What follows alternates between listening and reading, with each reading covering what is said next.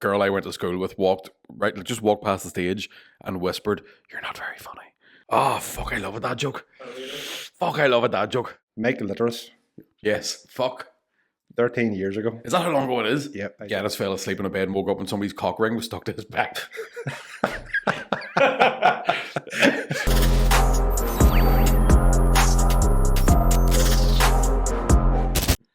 Hey guys, and welcome to another episode of the...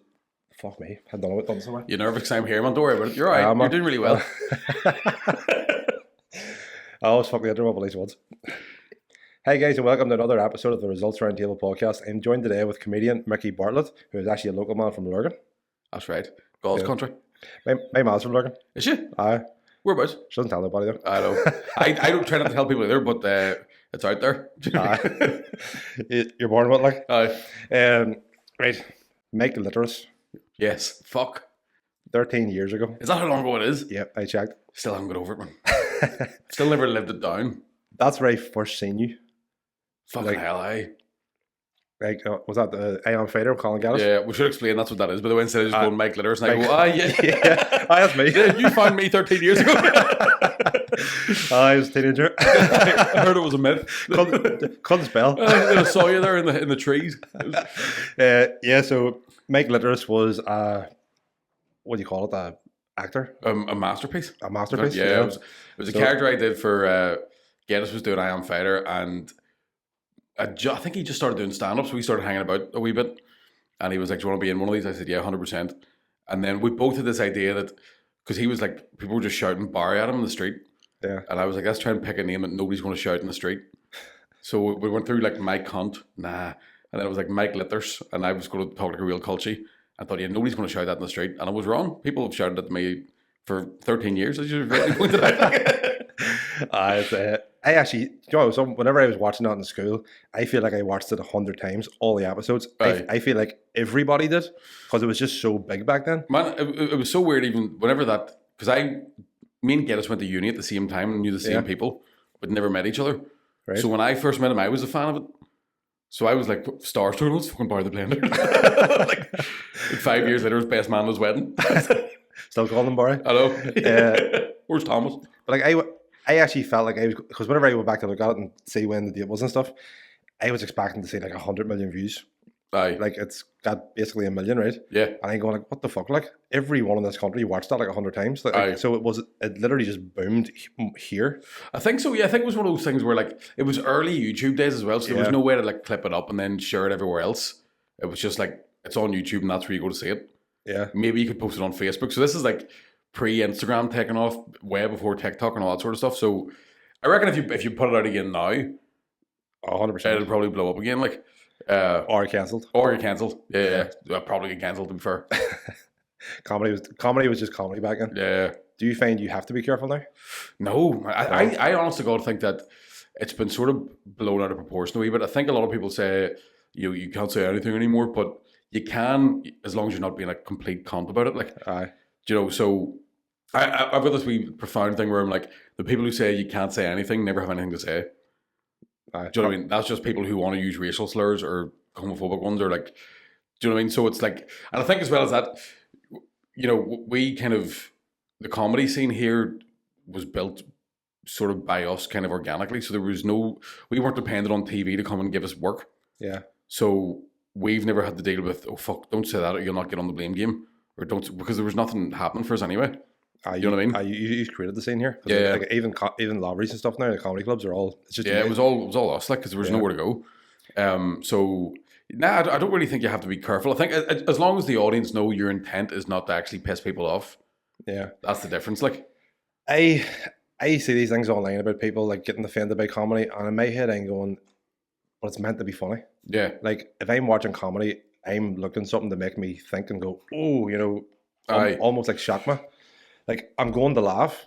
I'm not going to sort out the world and sort out politics. Yeah. I think it's a weird thing too. I remember seeing Frankie Boyle a couple of years ago and he kind of nailed it, where it's like, if we're at like a live show and I say something mad, everyone in the room goes, oh, fuck, I know he's only joking. Because they might have, like the clip you see on TikTok might have 10 minutes of context before that clip. And also, people are watching a TikTok after. They might be watching like a fucking Donald Trump video and go, I fucking hate him, and they go like that, and then there's me being like, fucking dating's hard, but their brains are like, fuck you too then. Do you know what I mean? So I think a lot, and then also if somebody's commenting on a video because they don't think it's funny, I personally am like, I don't think you have that much crack in your life anyway. Because if you're in the house like, don't like it, I'm like, go and get a friend. Do you know what I mean? 100%. Like it's the thing. You fucking geek. Although I will say, right, I'm not really a fan of social media, but the thing I love about it the most is the comment section. Oh my god! Sometimes you just run with them, like 100%. Like there's videos I watch and instantly I'm like, comments. Let's see what's happening. Yeah. And the comments are funnier in the video. 100%. I recently there was a guy I saw. It was and it was a news. No one was like The Independent or something. Where it's like, I'd like to read that wee story. Then they go, give us some money. We'll show you the rest of it. I hate that. It was a guy taking a selfie beside a grizzly bear, and the headline was "Man takes selfie beside grizzly bear, and then grizzly bear kills him." And all I did was look at the emojis, and I'm like, more laughs than anger. The world's in a good place. The world's in a good place. So much does it cost you? It's $5 to find out. Like, I don't know. But do you ever go into those comments for those like newspaper ones, and someone has just gone, "I'll save you the time. This is what happened," and you go, "Cheers, mate." Thank you. Oh, love them people. Or it's always the ones where they're like, it's like a riddle or a quiz or something. Like it's like, look deeper, and I'm sitting there 5 minutes later going, right, comments, and it's like the top one's always, can someone please explain? And you're looking to see who explained. You're like, I know. Thank you. And there's so many of them too that are just like, especially the way reels and stuff work now. They've done something deliberately unsolvable or just annoying because it just fucking starts replaying, so they get more hits. So it'll be some wee geek in the house has been like, I'm actually making money off YouTube by just stealing stuff. 100%. There's loads of that too. So I've said to a lot of people, if I didn't do stand up for a living, I wouldn't have social media anywhere near me. No, I don't think it's good for anybody. No, it depends what you're taking in, like, but there is people it's just a negative space, like, and if you get sucked into that world, that's all it's going to show you. Yeah, and there's that. I mean, we've all done it where you're like lying in bed and go, I need to go to sleep, and then 6 hours go by and you're like, I've just been watching videos of dogs all day. Or whatever it is, and you've lost a good night's sleep, and you're in a bad mood, and you're sad, and you're convinced you've got fucking ADHD or whatever the fuck you've been watching. I seen this thing before, and it really put it like into perspective for me. Where it's like, if you look at your screen time, it's like, well, you sleep for 8 hours, right? Yeah. And if your screen time is 8 hours a day, it's like, right, well, you're going to waste a third of your life in your phone. And by the way, you're sleeping for the other half, so you've or the other third. Aye. So you've really only a third left, and you're probably at work. Yeah. And that's like one of the things I did I actually was during COVID. So I got rid of social media for about 2 months. Yeah. Just because it wasn't working. So it was like, well, there's no reason to have fucking Facebook and Instagram. Just like, didn't delete them, just muted them all. And instantly was getting better night's sleep. Like, just felt better, mental health was better, all that sort of stuff. But I see people now, like when I'm driving to gigs, walking across the street and not looking at traffic because they're just in their phone. And I'm like, man, you're going to die if you keep doing that. Like, I like in your house is one thing, but if you're out in public, like for the very little time that we do socialize now in public because of social media and phones and fucking the internet and shit, when you're actually out there, fucking be out there. Like, I was at a gig there. I was talking about it last night. It was about 3 or 4 months ago. I was doing a gig, and there's a wee guy in the front row who was like 18 or 19, and he was enjoying the gig. Like, he was laughing at me. He was like, haha, right? Yeah. Just pulled his phone out, started watching TikTok, but was still laughing at me. And I was like, I know you don't think that's an issue, but that's bugging the fuck out of me. I'm going to stick that phone up your arse. You don't put it in your pocket. Like, did you call him on it? Yeah, 100%. Yeah. And but God love me, he didn't even really know what he'd done. Yeah. Because he's so used to having that being his fucking mind. All the time. Do you know what I mean? Like, there's things of, somebody was telling me about Netflix and a lot of TV shows now, they're written and they'll get notes, like the writers will get notes saying that isn't second screen enough because people sit at home and watch Netflix like that. Yes. So it's affecting everything. And then, but yeah, my idea is just turn the whole fucking thing off. Do you know the worst about it? I know the issue, and I do that second screen thing. Oh, me too. That's the thing. I'm exactly the same. Like, I'm rewatching Micky Bartlett at the minute, and because it's like you're showing growth in it. Yeah. See the amount of times I have to rewind it. Aye. Because I've realised I've just lost the last 5 minutes, and I'm like, what have I missed of the story? That's why I think there's something as well, like a lot of people keeping subtitles on so they can read it and not having to pay. Like, your brain can sort of still pick up what's going on. My girlfriend does this. She says, this is going to sound so stupid. She says without subtitles, she can't hear it.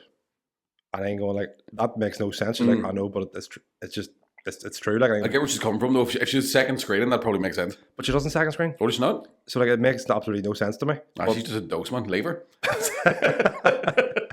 I might have to now. Circle back to the Mike Litter thing, because I had one question for you, and then we'll move on again. Did your life change after that because it was such a big hit? Not really, no. Because it was kind of like I think by that stage I was already doing stand up and like done a couple of wee bits of TV and whatever else. Yeah. And we did that for free. So even then, I think there was a point where the stuff that Geddes was making, even General Banter in the early days, it was for people that were still in school that didn't have money. So they can only start buying tickets about maybe 8 years after all that stuff came out. Do you know what I mean? Yeah. So it didn't really change. I mean, yeah, people shouted Mike Litters instead of Mickey sometimes. And there was a few more selfies, but it never really...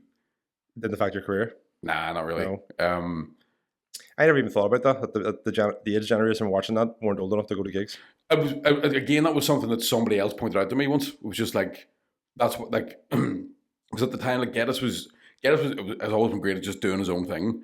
I was still sort of trying to tap dance to the industry, like, please, sir, give me a job, sir. And doing, like, trying to go over to England and do comedy clubs and all that, and just spending all the money that I was getting from comedy on doing comedy. Yeah. Whereas Geddes just stayed here and brought the audience to him. And then eventually they were like, fucking, we'll pay to see you in an arena. And now he's loaded. And I'm in a one-bedroom flat in Lurgan. I know. I remember, like, at the time when the arena was first announced, all I could think about was, holy fuck. Like, like look at the level that man has scaled to, that he's able to fill an arena in this country. And then I thought back to Barry the Blender going, he was just making stupid videos in his garage. I remember me and Geddes like standing in fucking like marquees in Gaelic pitches, trying to tell jokes to people that didn't give a flying fuck that we were there. Like, do you know what I mean? And then the same thing, he walked out of the SSE, and I was like, you'd have thought it was fucking Foo Fighters or something. I was like, yeah, it's like somebody's made it. It's not me, like, still. The whole country's actually cheering for him. Yeah, one of us have made it. And that was the thing. I think that's one of the things that definitely happened again, sort of during and then post-COVID, where there was this real fucking thing of the comedy fans here were like, fucking, this is all of us. Do you know what I mean? There was a real goodwill behind it. Like, now they're all bored of it. Like, they all think they're fucking funny cunts. Like, but there's definitely, especially for him, because he was podcasting so prolifically as well. It was like people did really know him. It's an interesting thing where you can build a relationship with your audience now, so they know you before you start. Yeah. So when you come out on stage, like a crowd that's paid to come eat and see me will go, oh, he's going to say whatever the fuck he wants, and we're going to be all right with it. You know what I mean? Do you find too, because of the long form content, people feel like they're your mate more? It's like I've had 30 1-hour conversations with you. I just wasn't talking. Yeah. Yeah. There's been a few times where I've done gigs where people they're so used to hearing you on podcasts that they'll stop listening to you because they're like, I normally stick you on when I'm at work. So their brain's going, oh, like their brain's second screen them. Do you know what I mean? And there's definitely times where people come up and they're just dead familiar with you, which is 99% of the time you don't mind at all. Yeah. Other times you're like, man, would you? Like yesterday, as a sort of a true story, I was in Derry for a gig and had to go into Foyleside Shopping Centre to go to the toilet, number 2s. Right. And as I was sitting in the toilet, I looked, and the cubicle next to me, it looked like a fellow was having a wank. Right? Because there was a shadow flapping. And I was like, either he's having a wank or he's got like an emotional sport pigeon in there, but something's going on. And then I could hear these voices out to the toilet being like, did he definitely come in here? And I was like, oh, they must know. He must be some sort of prolific fucking sex offender who does like some creepy bastard. And then I came walking out, the security guard goes, can I talk to you for a second? And I'm like, about to go, he's in there, I'll help you get him. And he's like, we've got a report of a shoplifter. And I just started laughing and went, who wants a photo? And he's like, her. right. But I'm also like, I was trying to have a shite and you just followed me to the bog. Like, and there's a guy wanking in there, by the way. But yes, I will take a photo. Yeah. I know, I immediately was like, forget about him. Cheese. Like, follow me on Insta. Did you always want to be a comedian? Mm-hmm. Yeah, from what age? I don't remember what age. I remember like when I was about 12 or 13, we got like the birds and the bees lesson in school. Yeah. So with double science and with lunch and with double RE, we never had double RE. So, and it was almost like, here's how fallopian tubes work. And then it was like the Catholic version of God just does it. And a guy in my class had smoked a joint during lunchtime. Right. And when we were watching the fucking RE version, he was just like just freaking out. And I remember thinking, this is going to be in my stand-up. Right. But that wasn't the first. The thought was, this will be in my stand-up, and it wasn't a new thought. Yes, if that makes sense. So I don't really know what age so even back then you were thinking about writing jokes? Yeah. Were you funny in school? Or what school did you go to? Lismore Comprehensive. Left with three A levels, no kids, top of the class. It was funny in school, but I was funny in school because it was fat, so it was kind of a good way to not get your fuck kicked in. Just be funny. Yeah. And then it was like that kind of thing. You start getting a wee bit older, you want to talk to girls. You're like, yeah, I'm a crazy guy. Yeah. So I was pretty funny in school. Not like I wasn't a class clown. I wasn't like disrupting the class or anything. Yeah. I was just funny. Do you know what I mean? I could make teachers laugh and all that sort of stuff. See, even when I watch you on other podcasts and stuff, I find you're very quick-witted. That like, if someone says something and you can just think of some way to change it and make it funny. So are you a very feedback-based comedian? It depends. I think it's kind of probably because I don't really even write jokes if I'm writing a show. Do you know? I kind of just walk about talking to myself for a couple of weeks until I've got an hour worth of material. I like stuff that goes on in the room. I'm usually pretty good at jumping on it. Yeah. But at the same time, like I recently went to a mortgage advisor and the guy started talking. I was like, like, huh? Just one house, please? No, that's not how it works. So yeah, I'm good at one thing, and it's talking shit. I am actually in the process of saving for a house. I'm thinking about buying one next year, right? And I know it's going to be harder for me being self-employed. Is it hard for a comedian? Oh my God, it's ridiculous. It's ridiculous. Like, I went into two different mortgage advisors, right? And they basically went, right, based on what you've showed me, this is how much of a mortgage you can get. 40p. And I was like, what can I get for that? And they were like, a tent. Like, yeah, it's definitely hard. I think, but stand-up's definitely one of those jobs you get into that when it eventually becomes a job, which is about 10 years after you start. Yeah. The money's, it's feast or famine. So there's times you go, I don't think I could spend that if I fucking tried. And then a week later, you're going, I remember I used to have money. Like, so it is always just up and down. So they got, and especially me, I'm bad at money anyway. You an impulse buyer? Yeah. Like TikTok shop got you? I'm not that bad. I'm worse with like just shite off Amazon. Like my flat is coming down with like rollerblades and all. What the fuck was I thinking? Right. I've got a working lightsaber you can fight with, and then I got my nephew one. He doesn't like Star Wars, but I'm like, I need somebody to fucking play with. You're fighting with me, like? Yeah, I'm like, can you see? And obviously they were top tier lightsabers too. They weren't that there, no, but they were dear enough that you go, a 38-year-old man doesn't need two of them. Well, I mean, rollerblades. I know. Well, yeah, I mean, everyone needs rollerblades. You never know when that's going to come back. I have never seen a Jedi fighting with rollerblades on. Well, get ready for my next stand-up special.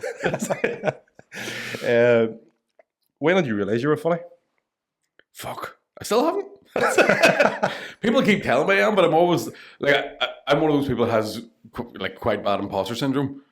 So there's times you'll go to a gig and you'll see somebody who's just starting. And a lot of times people are just starting stand-up. Sometimes you can see someone, you're like, he'll be good in a while if he keeps at it. Yeah. Or she'll be good or whoever.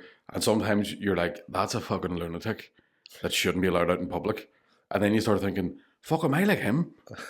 Like, am I out of my mind thinking I'm crushing this? But nobody's laughed. Do you know, like... if I wasn't a comedian, I'd be locked up. No, not even that. More a case of like, I'm going, right, like my brain starts going, right, there was definitely 2,000 people in the waterfront that definitely give you standing ovation. But then I'm going, but did they? Or am I like him? Am I just imagining this whole fucking thing? Am I rocking back and forward in a jacket right now? The arena was actually empty. Yeah. Do you believe in aliens? Yeah. Yeah. What? Don't know what kind, like. Don't know what kind. But it's because the thing, aliens is like, that could be a bacteria that's alive on Mars. Yeah. Technically, that's an alien. 100%. So yeah, 100%, like definitely. I'm all for it. Say if the government came out and said they're here, they've been here for 30 years, we're now going to introduce them to the world, I'd be like, I'd be all here. Give him my lightsaber. Come How's your kiss? Yeah. Where's your daddies? Do you like the government? No. No. I don't. I don't know why I thought I knew you were going to ask me something like this. I've got this belief that it was Billy Connolly said it once in a stand-up thing that anybody that shows any interest of being in politics should immediately be banned from being in politics.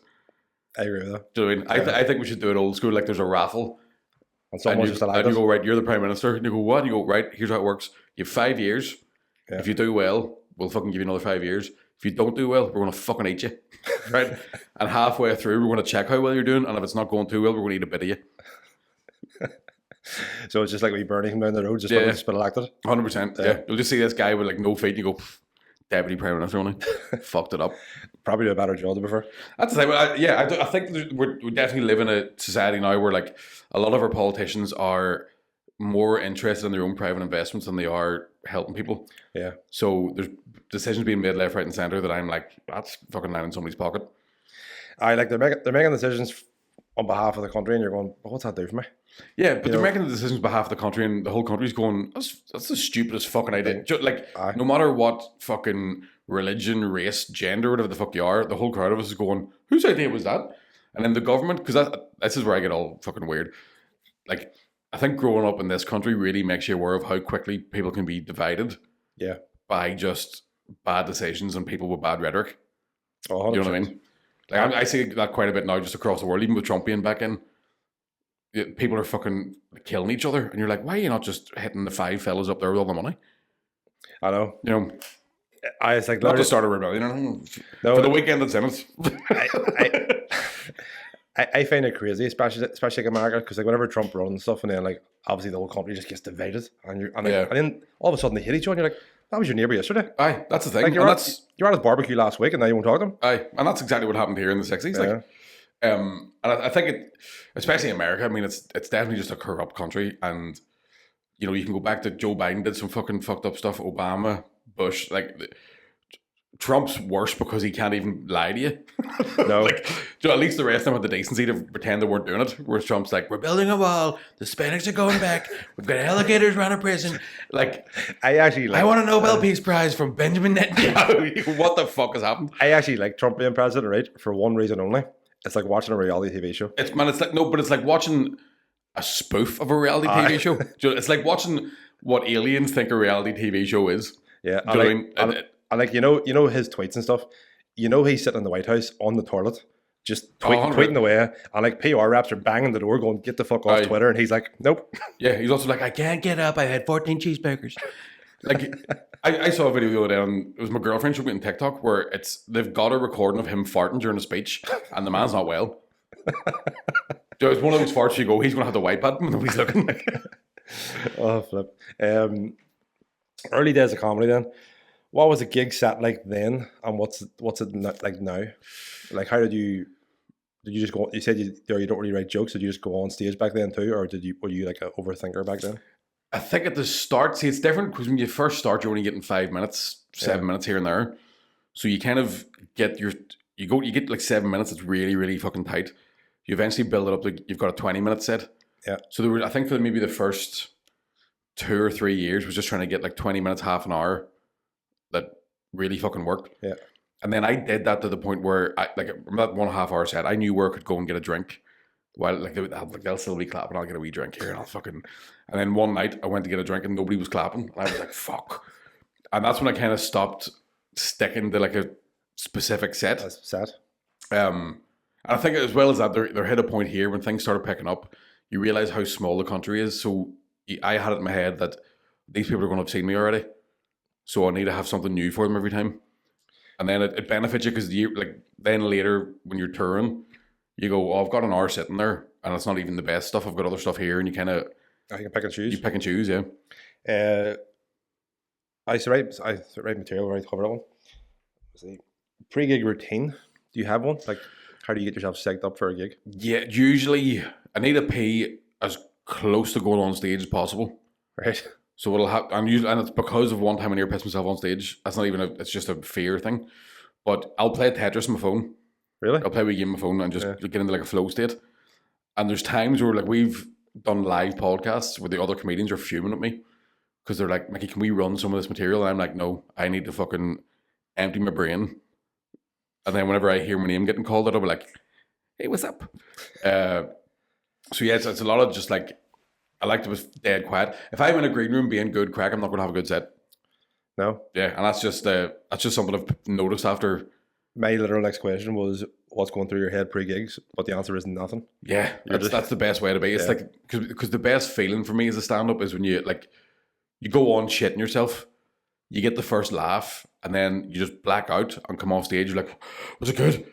Like, because the adrenaline sort of takes over and everything just fucking kicks in. Do you know what I mean? Like, and is it still like that?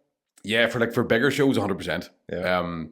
There's times like the last couple of years I've started a tour like in the waterfront, and it's just fucking white noise in my head, and then you get to the end of it, it's great. But then by the end of the tour, I know every beat of the show.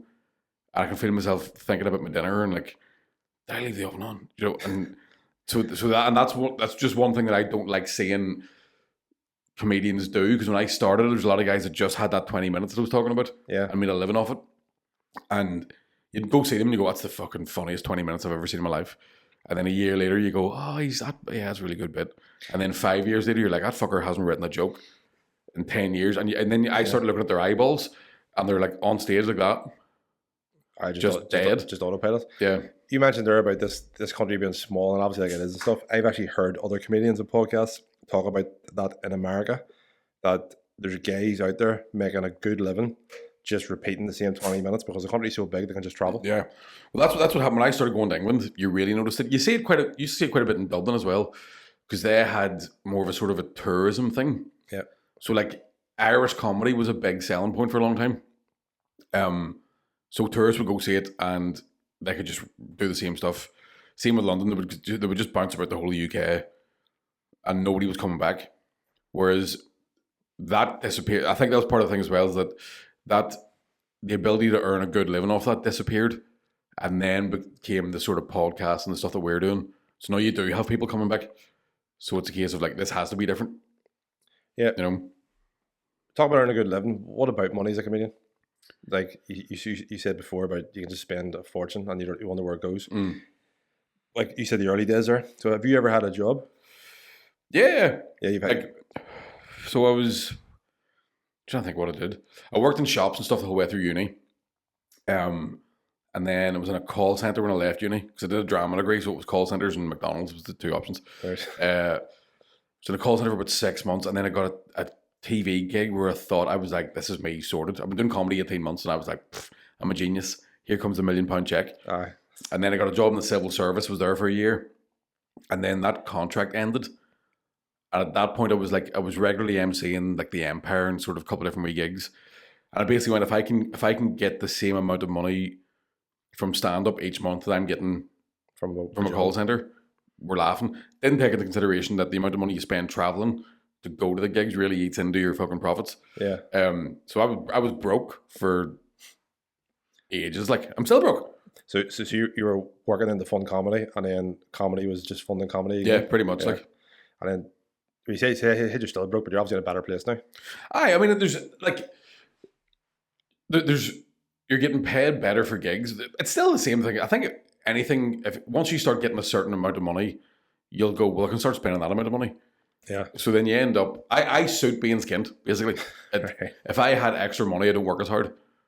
Whereas if I go like, oh, there's a wee lump of money there, spunk it, I need money. Give me a gig. I'll go back out again. Has social media helped? I was like, one thing, like I'm obviously this podcast and stuff, not anytime soon, but eventually it just started getting monetized. Yeah. So like, do you find that your podcasts and your TikToks and your social media clips, like, are they a good thing for comedy now? Yeah, I think I don't really post that much of my own stand-up really, because I'm a wee bit over analytical on it. So I'll watch something and go, I was talking too fast, or I don't like this and don't like that. But especially podcast clips definitely have boosted things. Yeah. And then having a Patreon with a decent amount coming in every month, I go, oh, I have the money that I was making each month when I started full time is now coming in each month of my podcast. So now you have extra money for the gig money's yours now. Do you know what I mean? Yes. So like I've still got a shite flat, but I've got a class car. That's all that matters. All that matters. What was your worst ever gig?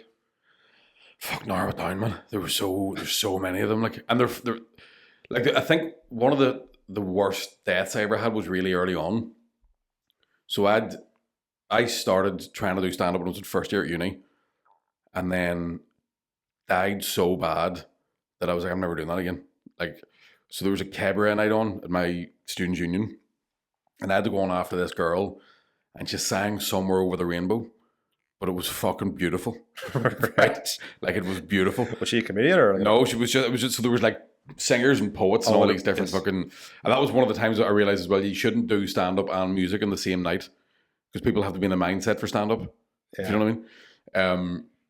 But again, I'd done a set in the students' union about a month before, and I went, I can't do the same stuff twice, because it was Derry, it was Micky Uni, so it's small. Yeah. So I thought, right, I'll just write a load of new stuff. Sure, I'm a genius. I've done 2 gigs, I know what I'm doing. And I tried all this new material, and it was really bad, like really, really bad stuff. And the MC had gone off and got changed into a red leather catsuit and a blonde wig, because he was going to do a Britney Spears lip sync. Right. And he just took the mic out of my hand. He just took the microphone off me. And I walked out just the sound of my own feet. Like, Jesus. And I'll never forget when the double door closed behind me, and then the DJ was like, "Burn out now, oh baby, baby, yes!" And I was like, "Fuck, what am I doing?" So I got silently booed off stage, and then Britney Spears. Yeah, and then the whole crowd was alive again. Like, and I remember going back to my flat and just taking a bottle of vodka that wasn't even mine and getting tore in it. And like my mates coming home, and I was like, "I need to buy you back tomorrow, lad." But I was a fucking worst night of my life. And there's been loads of, there was a time where like we started trying to run gigs around Lurgan, and I say we did, it was Sean Haggerty. Fuck you, Sean. And one night we turned up that bar and nobody turned up. And I think that the bar said, "We'll pay you to come up and like do a show." And then nobody turned up. So there was me, Haggerty, Geddes, I think was there, and a few other comedians. And I was going, there's no point in me even trying to, I basically went, we should go home. There's nobody here. But we were all that fucking hungry and like, no man, you have to, this is part of the journey. So I ended up just ad-libbing stuff because it was only comedians and maybe 2 punters. And a guy had walked through the room as I was doing stand-up. And I went into the toilet, he grabbed me. And he goes, "See if you ever make fun of my niece again, I'll fucking kill you." And I went, "Who's your niece?" And he goes, "She's not here." But that's not the fucking point. And I was like, that is the point. Like, I don't know how the fuck I made fun of somebody who isn't in the room. But he still has his dick out. Right. And his dick was, it was massive. Like, it was fucking huge. And I remember thinking, I hope he just hits me. Like with his fist, if he hits me with that, I'll be like getting hit with a baton. Like, so that was a pretty bad one. There's been loads of them. Like, there's been fucking so many. I remember one time going over to London to do the Comedy Store. They've got the show called King Gong. So the idea is you go up and you have the last 5 minutes, but the audience have to try and get you off within 5 minutes. Right. So they hand out 3 red cards. Right. It's the opposite of what stand up is. Right. And a mate of mine, Rory Ward, who was doing stand up at the time, booked the show the same night. So, and we were broke. Like, he had a job. I was fucking skint. I think I went to London for 3 days with 90 quid. So being like, I'll be fine. I'll buy a sandwich in London. Yeah, sure, it's London. I'll just dander around. I'll just like, so but again, I was still that cocky that I was like, I'm going to get there and there'll be a guy in the airport with a sign saying, "Bartlett, like, we heard about you on fucking LOL. Do you want to come and be famous?" Right? So I'm like fucking still living the dream. And we're staying in my mate's friend's house. So we eventually go and get these house keys, get to this house, and it's massive, right? Yeah. Fancy as fuck. There's a bath in the middle of one of the bedrooms. And I was like, "Who's your mate?" And he goes, "He's the bass guitarist from Snow Patrol." And my brain's like, "But of course, I'll probably buy this fucking thing tonight." Right? So we go down to this gig, and my mate was on first and last the 5 minutes.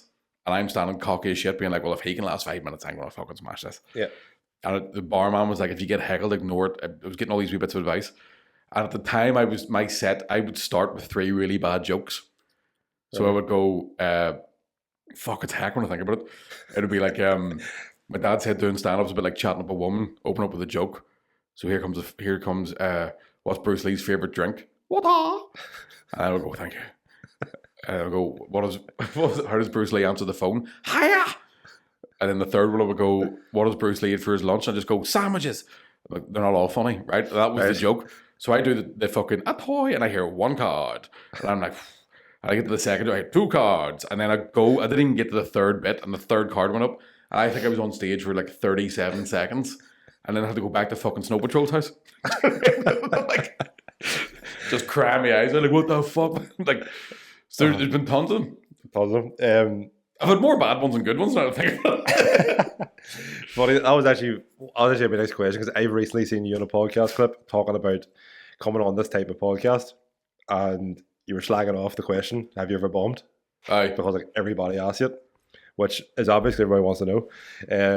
The difference between a podcast and a radio show, I think it was slagging off radio shows. Oh, yeah? Because the radio shows, you're not allowed to say anything. Are you just saying that because I'm here? No, genuinely. Because I'm like, because we got into a bit of trouble about, I was on a radio show recently where I made a joke and everybody was just fucking terrified. But it's like, there was me, Shane, and another, it was Andrew Ryan's radio show, so it was him. But the other hosts were like, 3 comedians, this is going to get mad. Yeah. This is going to be so crazy. And we're all trying to be on our best behaviour. But then also I'm like, you want something mad, do you? Do you want to see mad?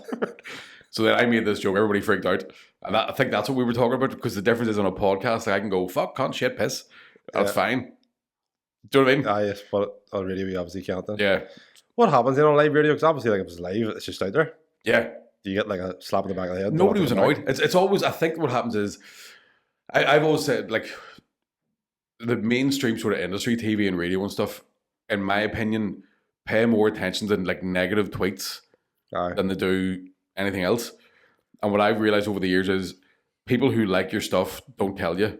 People who love your stuff do tell you. And people who don't like your stuff tell everybody else. Yeah. So TV and radio are obsessed with the people telling everybody else. So that's why they panic more. Oh, I. If you know what I mean? And they're probably have a lot of like rules and regulations because they're it's like they're afraid of what might happen. That's it. They have sponsors and they have all these different things. But I've never got in trouble for something I've said on a podcast or a TV show. I've been on TV shows where it's been edited down to the point where I look shit. I just chop you out. Yeah, and that's worse. Like, it's like I had some good lines there. Like, like I remember, like one of the probably the funniest thing I've ever said was ad-libbed on it was a panel show I did in 2012 or something, and they were talking about Jamie Dornan just been hired to play Christian Grey in the 50 Shades of Grey movie, right? And they were talking about the game was like, who do you wish was still from Northern Ireland? It was a real fucking high concept idea. And somebody said the character of Christian Grey should actually be from here, because he'd be all, get up them stairs, you girl, yeah, and that'll be funny, whatever. And my sort of role in the show was to be the only person who still lived here, going, I'll tell you why that won't work. Right. So I was like, in 50 Shades of Grey, there's all lingerie and whips and chains and stuff. I'm like, first of all, like, did you ever try to passionately rip off a onesie? It's not sexy. No. Second of all, if he's from Northern Ireland, the sex toy is going to be a dildo getting launched out of a plastic bullet gun. Right. And I remember the cameramen fucking like rolling about the floor. The audience were in stitches. The whole place, like, I had to stop the show for about 5 minutes. The people stopped laughing. And a producer came over to me and went, you know that's never going to make it on the TV, don't you?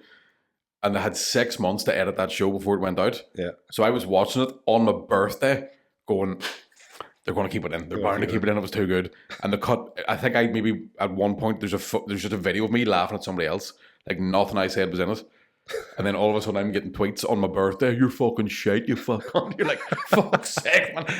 I wasn't though, if you were there. Like, you had to be there. Yeah, I swear to God. Like. So I bring it back to the bombing thing. I think I love that question. When you bombed in the early days, I'm imagining it's like anybody feeling something. You're walking away, like you said, straight to the battle of vodka. Question, am I good enough? Blah, blah, blah. All this here stuff. Should I be doing this? Like imposter syndrome. What's your attitude on it now that you're like a seasoned? I love it now. You love it? It's fucking great.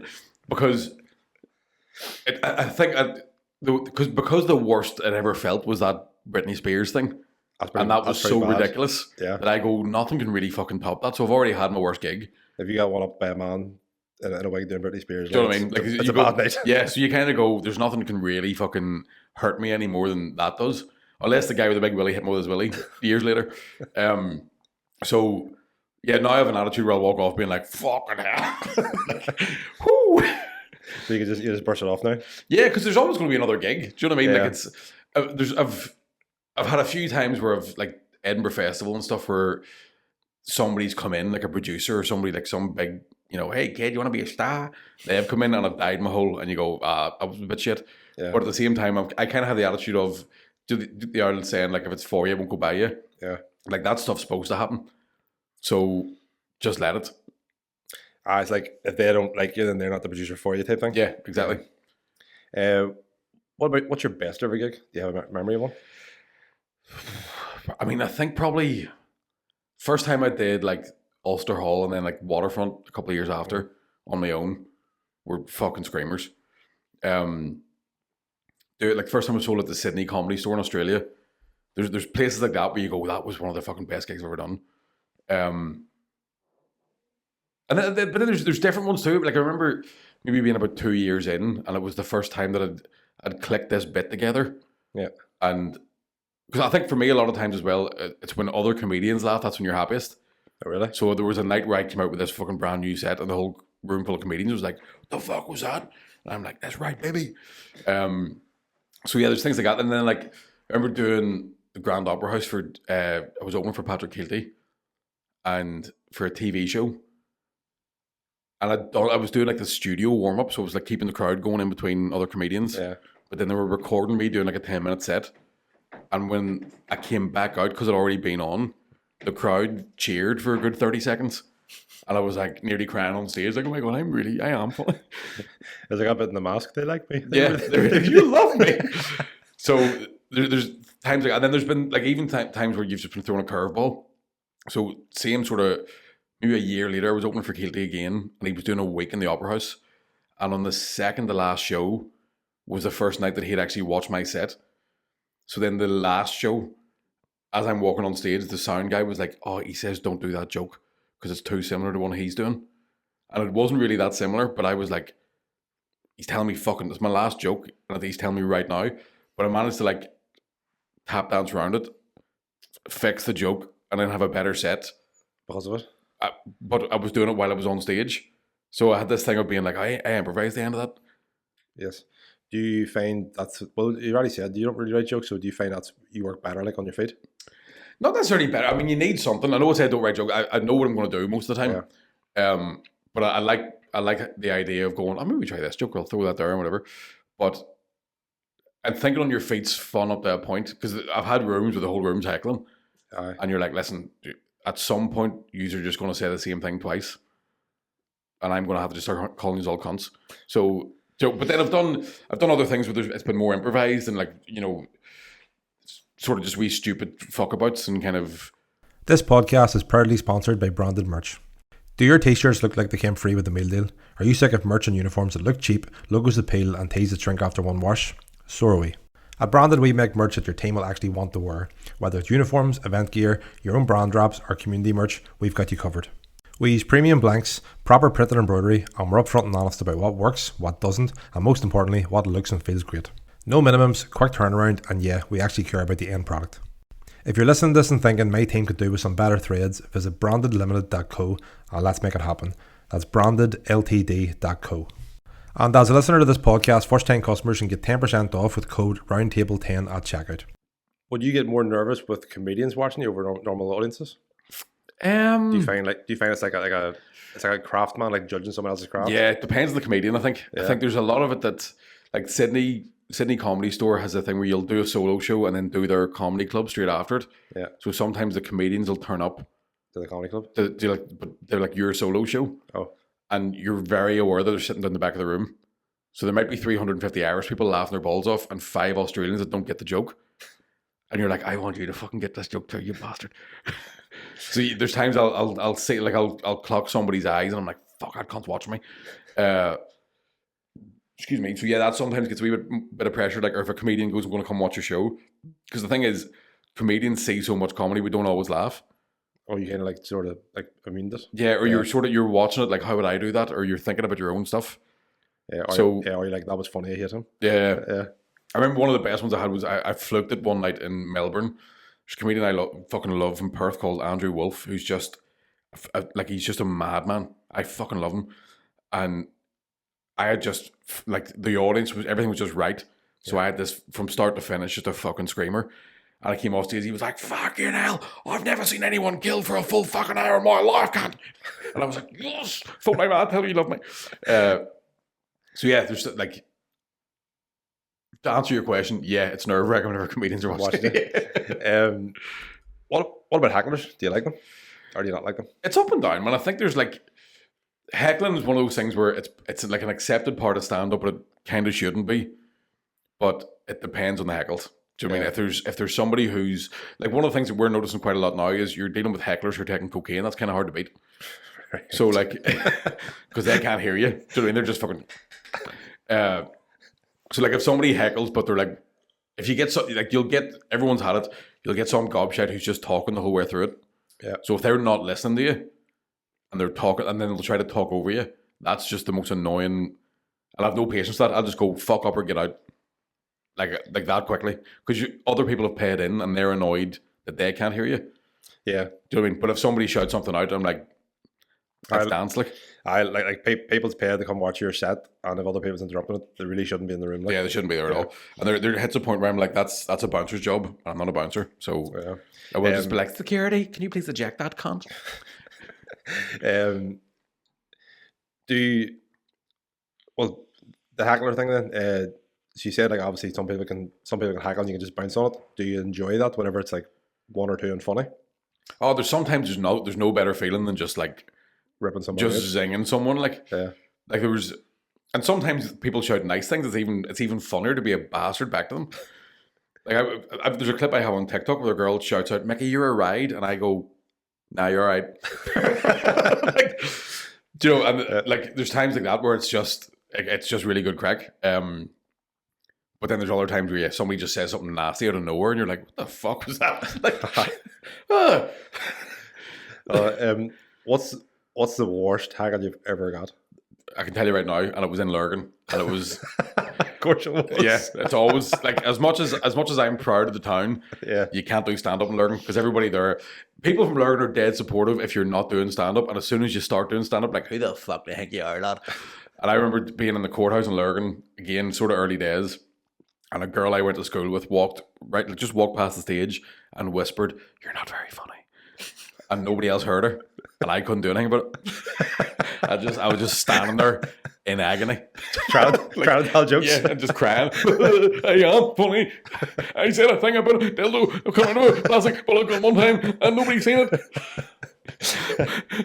Play Britney Spears quickly. I want to go home." What's the best heckle you've ever got? That one still, just because it was effective. Do you know what I mean? So like, the best and worst. Yeah, it's the best and worst. Because like a heckle for me is like, I can't let you win. Yeah. So the worst case scenario is you won, but the only way to do that is to have the best heckle. Do you know what I mean? I remember one time emceeing the Empire, and it was a tough night. And this guy at the end of the bar by himself, Pesha, went, "When's Colin Murphy on?" And I went, "He's not on the night." And he went, "He's funnier than you." And I was like, Jesus Christ. Ow. Have you ever talked to that girl since? You ever bumped into her? Do you know what's weird, man? A couple of years later, whenever it's like, I'm famous. Yeah. She's like, "You're doing so well. Can I have free tickets to come see you?" And I'm like, "No." No, you crushed me emotionally for years. I could never get over you. Like, I used to fancy you too. Not now. Yeah. You've no chance. That's happened a few times. Like, I ain't trying to picture what that would even be like. If someone just like ripped you to man, that was heartbreaking. Like, I swear to God, I remember being like, "Oh, this is what sad feels like." Like, I've lost relatives and haven't been this devastated. Well, speaking about sad there, right? How are you? I'm grand, man. You're grand, eh? Yeah. Right. I love the way you made eye contact. I was going to go, "Actually, Marty, I've got a sore shoulder. I haven't been in the gym all week." I'm pretty fucking good, I think. Yeah. That's good. Good to hear. As you've lost weight training again? Haven't lost any. Put weight on. You told me you lost weight. All muscle, like. All muscle. No, but I've been up and down. I've been training a good bit. We started the comedians boxing thing about 2 years ago, and I kept the boxing up. But I still drink like a fucking fish. So, but I went for a health MOT there about 2 months ago, right. And the guy was like, "You're fucking really healthy." Oh, was that Randox? No, it was Lockview Health in Lurgan. Oh yes, shout out. When the doctor said your liver's perfect, and I was like, "Fuck off." But I think it's that thing of like, do they say like exercising is better for you than anything's bad for you? Yes. So I think like I've managed to balance out. Like I still have a lot of fun here, but I'm prepared for peace and ready for war. Don't we all? But you've always took fitness serious. Like even in your social media and stuff, you're always doing something. But again, I think that's one of the great things about doing stand up full time is you do have free time to exercise. Yeah. And I've always been kind of, because I would have been a fat kid, and then I started doing like taekwondo at one point when I was about 13. Loved it. I remember having like a 4-pack. And being like, "What's up, ladies?" Right? I'm 8 stone now, and I was like fucking 15 stone before summer.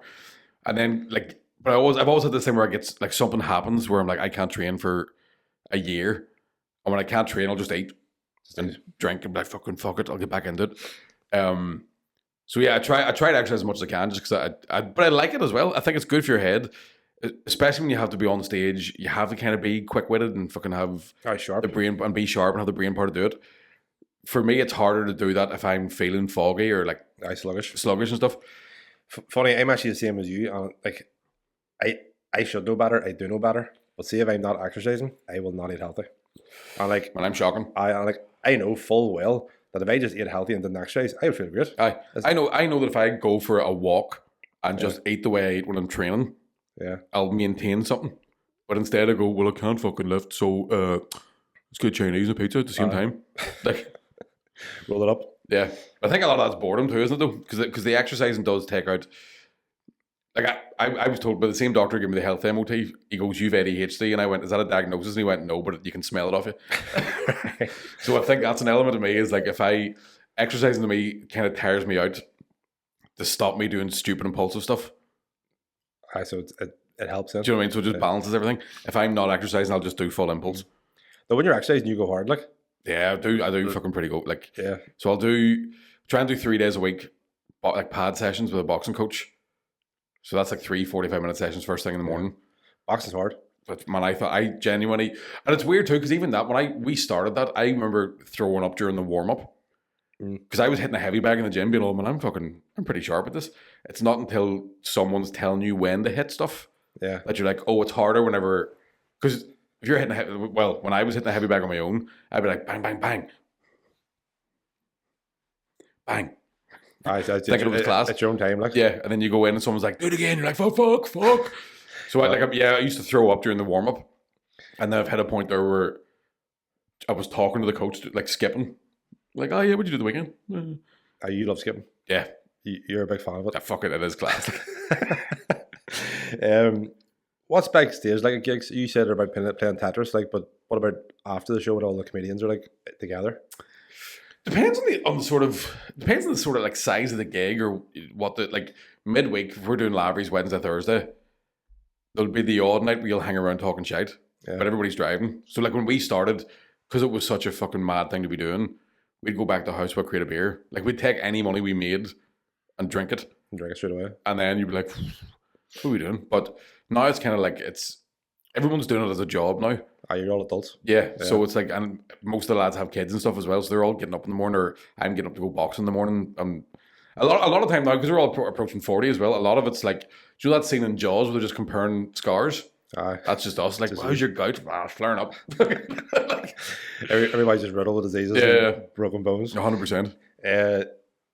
What was them days like though? Did you love them days? Can't remember them. No, I did enjoy them, but it was like, that was when like I was still working in the civil service and stuff like that, so you were burning the candle at both ends, and there hits a point where you go, you can't do that your whole life. Do you know what I mean? And I've, like, one of the things about doing comedy everywhere as well is that I've seen people that have continued to burn the candle at both ends in their 50s. They just look like heroin addicts now. Man, and you're like, that's fucking terrifying. Says me, who looks like a model. Here, but modern model. Yeah, exactly. Yeah. Plus size, body positivity, and all that. This is actually a question from my partner. I asked her last night about any questions, thinking she would give me a curveball, and she kind of did in the way, which suits you perfectly. She wants to know what your best dad joke is. Oh, fuck, I love a dad joke. I know you do. Fuck, I love a dad joke. Right, 20 minutes straight dad jokes, let's go. I know. The one that I remember, a guy called Connor Burns from Scotland told me a joke one time, and I crawled out. Like, we were walking back from a pub swapping dad jokes, And he told me it's real. I love a really long-winded dad joke with a shite punchline, right? Yeah, right. So, and no one ever laughs at this, by the way. Right. Nobody laughs at it. But I was on my fucking knees. So there's 3 guys on a desert island, right? Right. And the usual story, pull a stone over, find a genie lamp, and they'll give it a rub. The genie jumps out, he goes, right, boys, you've heard one of these jokes before. So he goes, 3 wishes each, right? So he goes, now, it's normally 3 wishes, but there's 3 of you here, so we'll take it in turns. He says the first guy, right, what's your first wish? And he says, I want to have loads of money. I just want to have fucking loads of money. Genie says, no problem. When you get off this island, you'll check your bank. You'll have fucking loads of money. Second guy, what's your first wish? Second guy says, I want to have just more money than him. Like, just a wee bit more than him. Genie's like, that's a bit fucking shitty. But all right, you get off the island, you'll check your bank account. Whatever he has, you'll have a wee bit more. Says the third guy, what's your first wish? Third guy says, I want my left arm to go backwards all the time. Genie's like, what? He goes, that's what I want. Genie says, all right, fair enough. So he goes back to the first guy. He goes, right, what's your second wish? The second guy says, do you know what? There's this girl in the town I grew up in, and I've always loved her.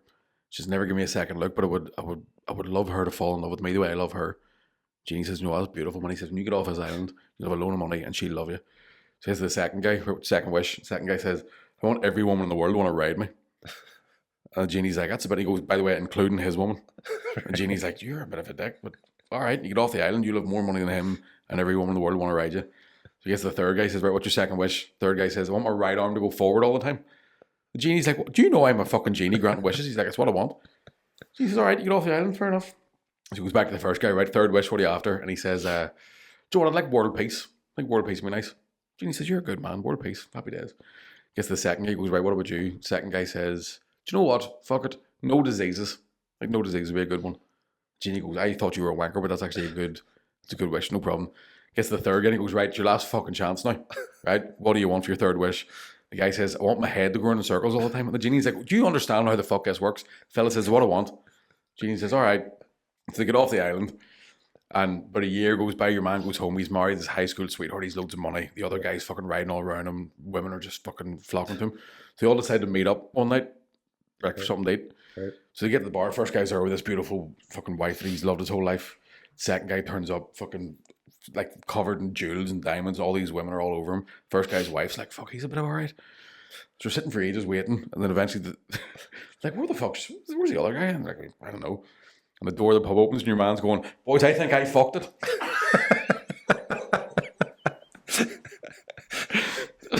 Like, it's the stupidest fucking joke. I was laughing as you telling it because it was like, this is so shit. I need to get to this punchline. That's the thing. I remember, like, my dad told me a dad joke one time as well about it's fucking too long. I'll do the short version of it. So a guy wakes up in the morning, and have you heard this one where he slept through his alarm? Oh. So he slept through his alarm, he looks at the sky, and he goes, why me, Lord? Why me? So he jumps in the shower, and there's no hot water left in the house. So he's having a cold shower. He's like, Lord, why me? Goes to have a quick shave, and he cuts himself shaving. He's like, Lord, why me? I've slept through my alarm, I've had a cold shower, I've cut myself shaving, why me? So he walks up the front steps of his house and slips, cracks his ankle. He's like, Lord, why me? Slept through my alarm, had a cold shower, I've cut myself shaving, I've busted my fucking ankle. Why me? So he's to get to the bus stop to get to work. So he's crawling to the bus stop, puts his elbow in dog shit. He's like, Lord, why me? Fucking slept through my alarm, I've had a cold shower, I've cut myself shaving, I've busted my ankle, got dog shit in my elbow, why me? The people from the bus stop see him, they're going, Lord, why him? So your man has to get to work, it's an important day, so he's crawling along anyway. The bus goes past, splashes puddle water on him, he's going, Lord, why me? Why fucking me? Slept through my alarm, I've had a cold shower, I've cut myself shaving, I've busted my ankle, my elbow's covered in dog shit, now I'm covered in puddle water, why me? The people from the bus stop start following him, because they've missed the bus too, right? So he eventually comes to this chapel, crawls up the steps of the chapel, goes right up to the front of the altar, and he goes, Lord, why me? He says, I've slept through my alarm, I've had a cold shower, I've cut myself shaving, I've busted my ankle, put my elbow in dog shit, I'm covered in puddle water, why me? The people from the bus stop have followed him, they're going, Lord, why him? The people in the chapel are going, Lord, why him? The priest goes, Lord, why him? And then all of a sudden a big hand comes out of the sky and goes, he's a wee cunt, that's why. But I watched my dad tell that joke for 15 minutes one night. Like, people were going, would you get to the fucking point? And that's another one of my favourites. Like, I love dad jokes. You're a big fan of dad jokes, Ryan? I love dad jokes. You do love them. And there's a thing about them as well where, like, for me as a stand-up gig, that's the start of stand-up. Do you know what I mean? If you ever see any, like, old comedians from here or anywhere when they're in, like, working men's clubs, it was all that. It was just jokes. And I think there's a real thing as well of them being a working class way of doing stand up, because people would tell jokes in school or in work. Do you know what I mean? Like, I know there's a comedian called Doug Stanhope who's tried to write a knock knock joke, and he goes, I can't do it. He's one of the best comedians in the world. He's like, I can't fucking figure out how to do that. So it's like a lost thing to me, if you know what I mean. I lost art. I'm a geek about it, and also like you're just fucking funny. You've obviously got one, have you? Not joke. No, I can't do it either. Like, can't do it either. I've never sat down. It's something I would love to try and do at some point for my own. Just like, how funny do you think you are, you fucking dick? I was like, if I can tell a good knock joke, I must be funny. If you can make one up, if you can make up a joke, like a proper one, a proper actual joke. Yeah. Forget the 20 years of jokes you've told, but if you can make up an actual joke, instead of all these fake stories. What about fake stories, right? So, like, whenever you're seeing a comedian on stage, like, tell you who my favorite comedian is, Dave Chappelle. I like his style, the way you feel like he's just having a conversation with you. Is that, and he's telling you about things that are happening. Aye. Right? Is it fake? Is it real? Like, what percentage of a stand-up's jokes? Man, it's a complete mixture. Yeah. Like, sometimes it's genuinely what happened. Yeah. And sometimes the truth is so unbelievable you have to lie. Or you have to bend the truth. Yeah. Yeah. So sometimes you're actually going, the actual story's way worse. But I can't tell you. But you wouldn't believe me. So I've softened it for you. So yeah, it just depends. Like, and then other times it is blatant lies. Like, blatant lies. Yeah. Is there a way to tell? I think so. Yeah, I think everyone has a different way of doing it. I remember watching when I started out. I watched this thing of it was Tommy Tiernan talking about rhythm, and a weird thing of like the human brain picks up on a tune before it picks up on words. Right. So you could nearly tell a real sad story, but in like a beat that sounds like a joke. Yeah, and people can laugh. Oh, do you know what I mean? You can kind of trick people into it. I think there's just people that are just genuinely good at telling stories and jokes. And again, when you're from here, everybody has one.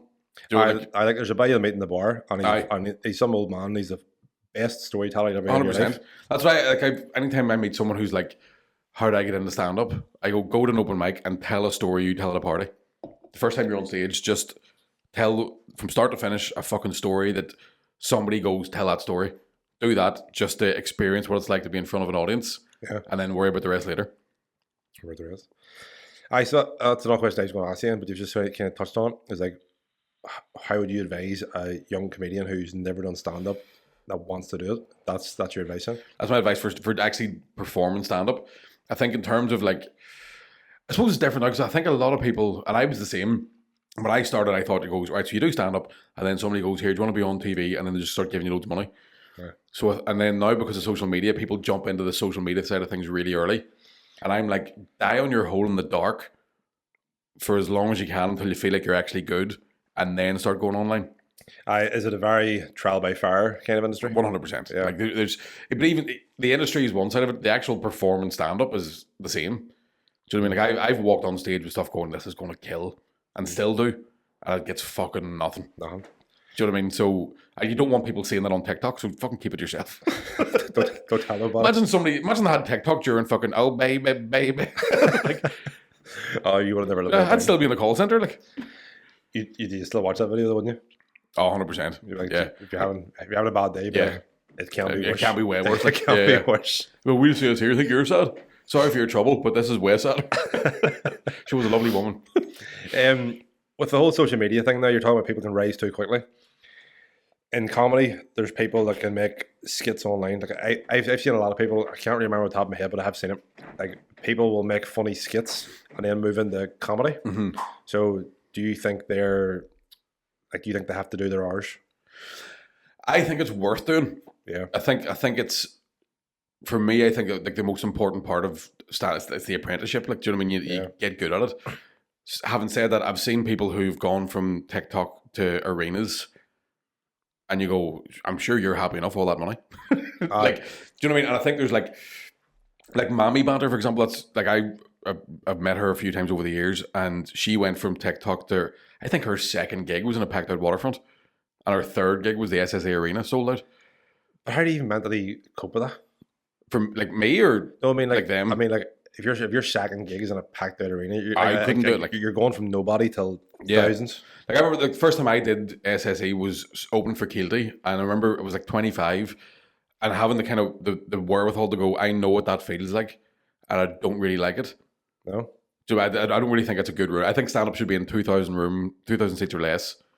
Because that way it still feels like you're going, come on in here and I'll tell you a wee story. Intimate. Do you know what I mean? Yeah. I think like Serena Terry has fucking crushed it and is doing great. I think that she also has an audience that weren't coming to see like us.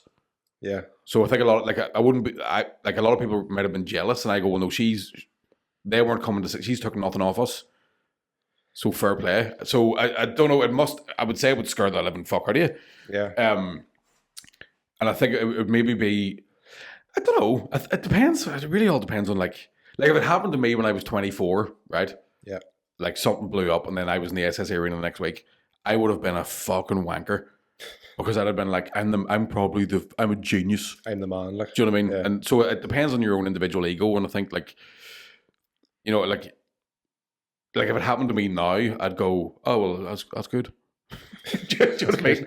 Yeah, you're talking about success there, and like, well, you touched on it a little bit. There's people out there who like look at someone else's success as them taken from them, right? I kind of believe that there's enough for everybody, 100%, right? So, is comedy quite sort of bitchy behind doors? Like, if somebody gets success, is they going, it should be me, or like they're going to see them instead of me, or is everybody in comedy quite supportive? It's supportive and bitchy at the same time. Yeah. So you're over the moon for anybody that's doing well. Yeah. But every comedian will, and it's more. I think it becomes more a case of critiquing what they're doing on stage. Yeah. So you go, I wouldn't fucking do that. Like I wouldn't fucking do that. But at the same time, there's a room full of people laughing. So you go, oh, well, it's working. It's working. Do you know what I mean? Do you find though, like, do you find it works? Are you in the mind frame where you look at it and go, that's funny, but it wouldn't work for me? There's that as well. That's another element of it as well, is the, like, you know, like Paddy Raff, for example, going and doing parody songs. Yeah. I can't play guitar or sing. Aye. So I can't do that. Therefore, I can't get jealous of it because he's doing something completely different. Yeah. Do you know what I mean? Same with Shane and Geddes. Or any comedian, really, we all do things that are so... The one comedian that I'm jealous of is a guy called Mike Rice, and it's because his stand-up special was the best thing I've ever seen. Oh, really? So I'm jealous out of like, fuck, he's brilliant. Do you know what I mean? As opposed to the success and all that, like whatever he's getting, however much money he's getting, and I'm like, who cares? That is fucking great. Do you know what I didn't think would have been my style of comedy? And I seen this special on Netflix, and I become a big fan instantly. Anthony Jeselnik. Oh, brilliant! Like, see his punch. He's just an hour and a half of just constant punchlines. He's just fucking brilliant. He's a great one. Because I sometimes listen to like stand-up specials on Spotify and when I'm driving, and he has one, and again it's like a dad joke. Yeah. The last joke on his show was all about him asking his grandmother for money to go to university, and she gives him a Bible. So it gets to the end of the first semester, he's starting to run out of money, and he phones his granny, and he's like, "Grandma, I need money. Like this is really expensive." And she's like, "Tell me this. Have you read your Bible?" And he's like, "Yeah, cover to cover. I fucking love it. Can't get enough." Hangs up the phone, gets to the end of the second semester, and he phones her again. He's like, "All right, like I'm serious. Like this is getting really tough. I really, really need some money." He's like, "Anthony, have you read your Bible?" He's like, "I fucking already told you. I love it. I can't put it down." And then at the end of the year, he has to leave uni, and his grandmother phones him. She's like, "Why are you leaving?" He goes, "Well, I told you. I needed money the whole way through this, and I can't afford to be here anymore, so I have to leave uni." And she's like, "Have you read your Bible?" And he's like, "Fuck you," and he puts the phone down. And the last book he takes off the shelf is this old Bible, and he opens it, and he says right there on the first page, "Fuck you, Anthony." So like that, I remember nearly crashing the car laughing because the rest of the stuff's so dark the whole way through, and then that ending joke was so stupid that you're like, you got me, you fucker, you know. I know, because like I was actually listening to you tell that, and in my head it's like I've heard that story before because obviously there's money in it, you know. But it's just fuck you, Anthony. It's great. Like there's a great guy to watch. Like, have you ever seen Brian Regan? No, I don't think so. So he's an American comedian, and he's clean, doesn't swear at all. And he's every American comedian's favorite comedian. Oh, really? And because it's just stupid. Like, it's really, really dopey slapstick stuff. Like, he's one joke about, like, he took his kids to, like, a butterfly pavilion. And he was looking around the workers being like, that must be the easiest job in the world. And just acts out, what if one of those guys came home from work stressed out? Right. It's like his wife, like, what's wrong? He's like, it was the fucking purple one. Floating about like, I don't know what he's doing. Like, and he has a joke about whoever invented the bagpipes, he's like, it must have been a deadline at the patent office. And the guy's walked in at 5 to 5 on a Friday. He's like, like, what is it? He's like, it's a bag of pipes. They're like, what does it do? He's like, what does it do? What does it do? What does it not do? He's like, it's the only instrument in the world where nobody knows if you're good at playing it or not. No, I bagpipes is something I don't get. Like, really, really don't. I've never been a class bagpipe solo. Here we go. It's like, put that tune on, mate. Yeah. Give me the aux cable. I've got one for you. Yeah, because it's that thing. Is with bagpipes, you go, the start of it is just the bagpipe filling up, but you go, was that part of the song? And then the middle of it, you go, I think a bagpipe needs to start up. like that's one of the things I always annoyed me doing the Edinburgh Festival is you'd walk down the street and there'd be some fucker playing bagpipes for American tourists. You're like, that's the most annoying sound in the world. Like, I was like, get that off there. I think we like that. Yeah, get the violin up and fill up in Castle Court. Like, that's a tune. What's the most famous person you've ever met through comedy? Matt LeBlanc, probably.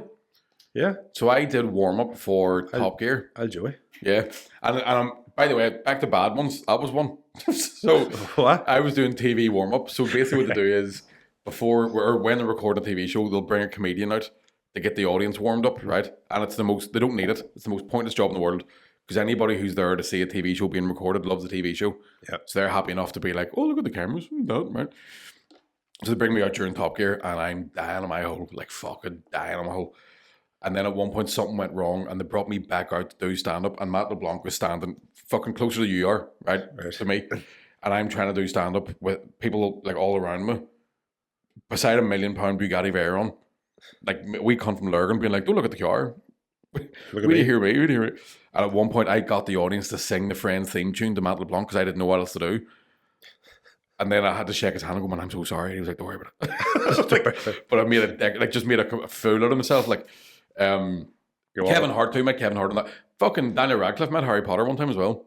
What's he like? Sound. So, he invited me out for a pint and I couldn't go because I was sleeping overnight on the airport floor to fly home the next morning. And I'd done TFI Friday, I think it was, yeah. And had a great set. So basically I would like go out and do stand-up and then introduce a band. Yeah. And then at one point, this one night, it was a Christmas special. I'm trying to keep a story short. So they had all these fake snowballs and the audience were throwing snowballs at the production crew because they were setting up the stage for another band to come on. Right. So the floor manager's like, right, go out there and fucking just do something to stop them throwing stuff. And then when I give you the wave, bring the band on. So I'm like fucking bouncing about trying to tell jokes. And a guy I'd already made fun of threw a snowball at me and I caught it. And like spun around and looked at him and he was like, oh, fucking, I was like, you stupid God. Ripped him a new one. Whole audience is in fucking stitches. Look over, the floor manager goes, and I'm like, ladies and gentlemen, Florence and the Machine. Place goes fucking mental. But Daniel Radcliffe was a guest on the show and had snuck into the audience to watch Florence and the Machine. Right. So afterwards came over to me and was like, man, that was fucking great. We're going to go for a drink if you fancy it. And I'm like, no, can't, lad. Got a sleeping bag with me, so all the best.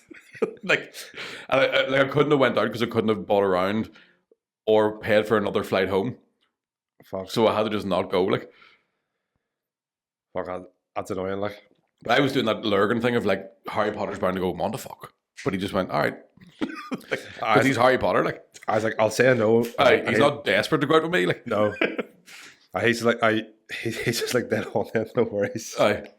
And I'll get you in the back of the broomstick and I'll drive you home. It's all me, lad. You have a partner now? Yeah. Yeah. Does she find you funny? Women only find me funny until they've had sex with me. And then the laughs right out of them. Nah, I don't know. I don't think so. I don't think so anymore. No. Did she at the start? I don't even think she did at the start, you know. No. I think, but even my mates will tell you the same thing. Like, because I'm sort of like this all the time. Yeah. There hits a point where you're like, I wish you'd stop doing that. I think you're too much. Stop. Yeah. So there hits a point where she's just like, I'm just trying to watch TV. Can you just stop talking? And I'm on my rollerblades and my lightsaber. Like, huh? Look at me. What do you see me do a spin? Just fall flat on your face. Yeah. I'm actually really good at spinning on rollerblades. You should have brought a lot of free time. What's it like dating as a comedian? It is tough, to be fair. Just because you're away all the time. Yeah. And there's a lot of especially comedy festivals, there's a lot of drinking and partying afterwards. Yeah. So it's always it's definitely tough for somebody at home. Trust. Yeah. Yeah. And then it's just like it's hard to say to somebody. Sometimes for 6 months of the year I'll be away. Aye, Or like here, I'm free on Tuesday nights every week. Yeah, My weekends are Friday, or my weekends are Monday, Tuesday. Your weekends are Friday, Saturday. So yeah, it can be tough. Like difficult. Do you find you have to keep like checking yourself to make effort because it's? Yeah, I think all the money helps though. All the money. Do you know what I mean? When you can say stuff like, but look at that necklace bit. Aye. It was every penny I had in the bank. Whether you're not getting a Christmas present. Do you take it all the comedians, your friends, and all say the same thing? Like it's hard. I think so. I know like, yeah, I think anybody in comedy will tell you it's hard. It's hard on you too, because like a lot of times you are away, and although you're working and you're missing home, your job is still the most fun job in the world. So it never looks like you're working. You're always having fun. Yeah. You're always just like out partying. Yeah. Even if it's on stage sober, like you're still having fun. Yeah, you're still having the crack. Like, do you get lonely traveling? Or do you enjoy it?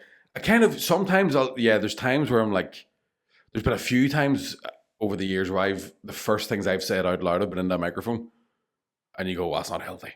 Like that's not good for you. But I also like my own space. Yeah. So it just depends. If you weren't doing stand up, what would you be doing? Fuck. Brew. Yeah. Working on it, like working on it, because I did. That's what that's where I was in civil service in a brew. I honestly don't know, because that's another thing. It's because as you start getting older and you start looking at the way the industry is going and like even the way people are looking at stuff. Like I don't know if stand up live is going to survive. No, just in terms of like the way people watch entertainment now. See, I can't have the other opinion of that, right? I think we're getting so used to like being in our houses on our devices. Right. I can see like a massive shift for like live events coming back. I think there was definitely a thing post-COVID where it was like there was a good 3 years where people were going to everything.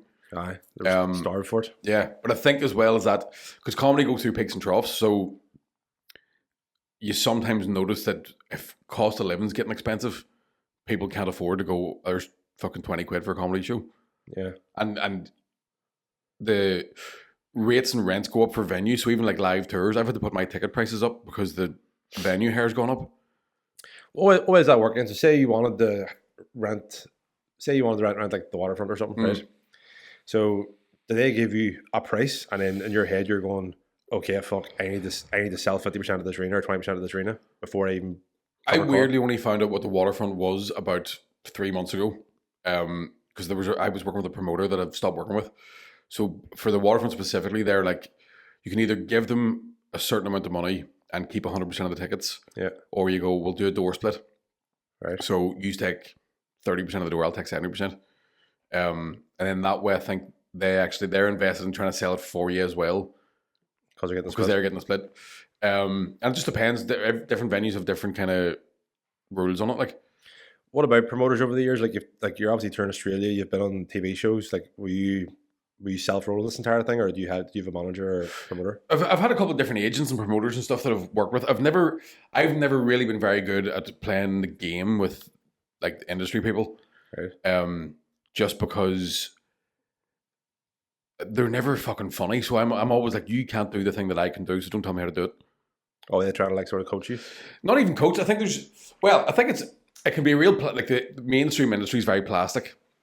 So they could literally take one look at my receding hairline and go, oh no, and have no idea what I'm doing or what I can do or whatever, you know. And they're sitting there fully bald. Yeah. And like, I know that there was a guy that I knew who used to write for 8 out of 10 Cats. And he was like, I brought your name up in the room because they were doing a reshuffle of the cast. He's like, oh yeah, I brought your name up. And one of the producers went, oh yeah, we know Mickey, but we've got an Irish one. So that's how close I came to being on 8 out of 10 Cats, and it just didn't happen.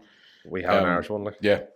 So, and then in terms of, there's always, I remember working with a real big promoter for one Edinburgh festival, and at the end of it, I owed them £1,200 because because that's how Edinburgh works as well. It's like you go, What? Yeah, so it's like you basically go there, and you have to pay for posters, flyers, the venue hire, the door staff, all this sort of stuff. And then there'll be a promoter who's like, if you give me a load of money too, I'll fucking help you. Right. So the whole thing can cost you £10,000.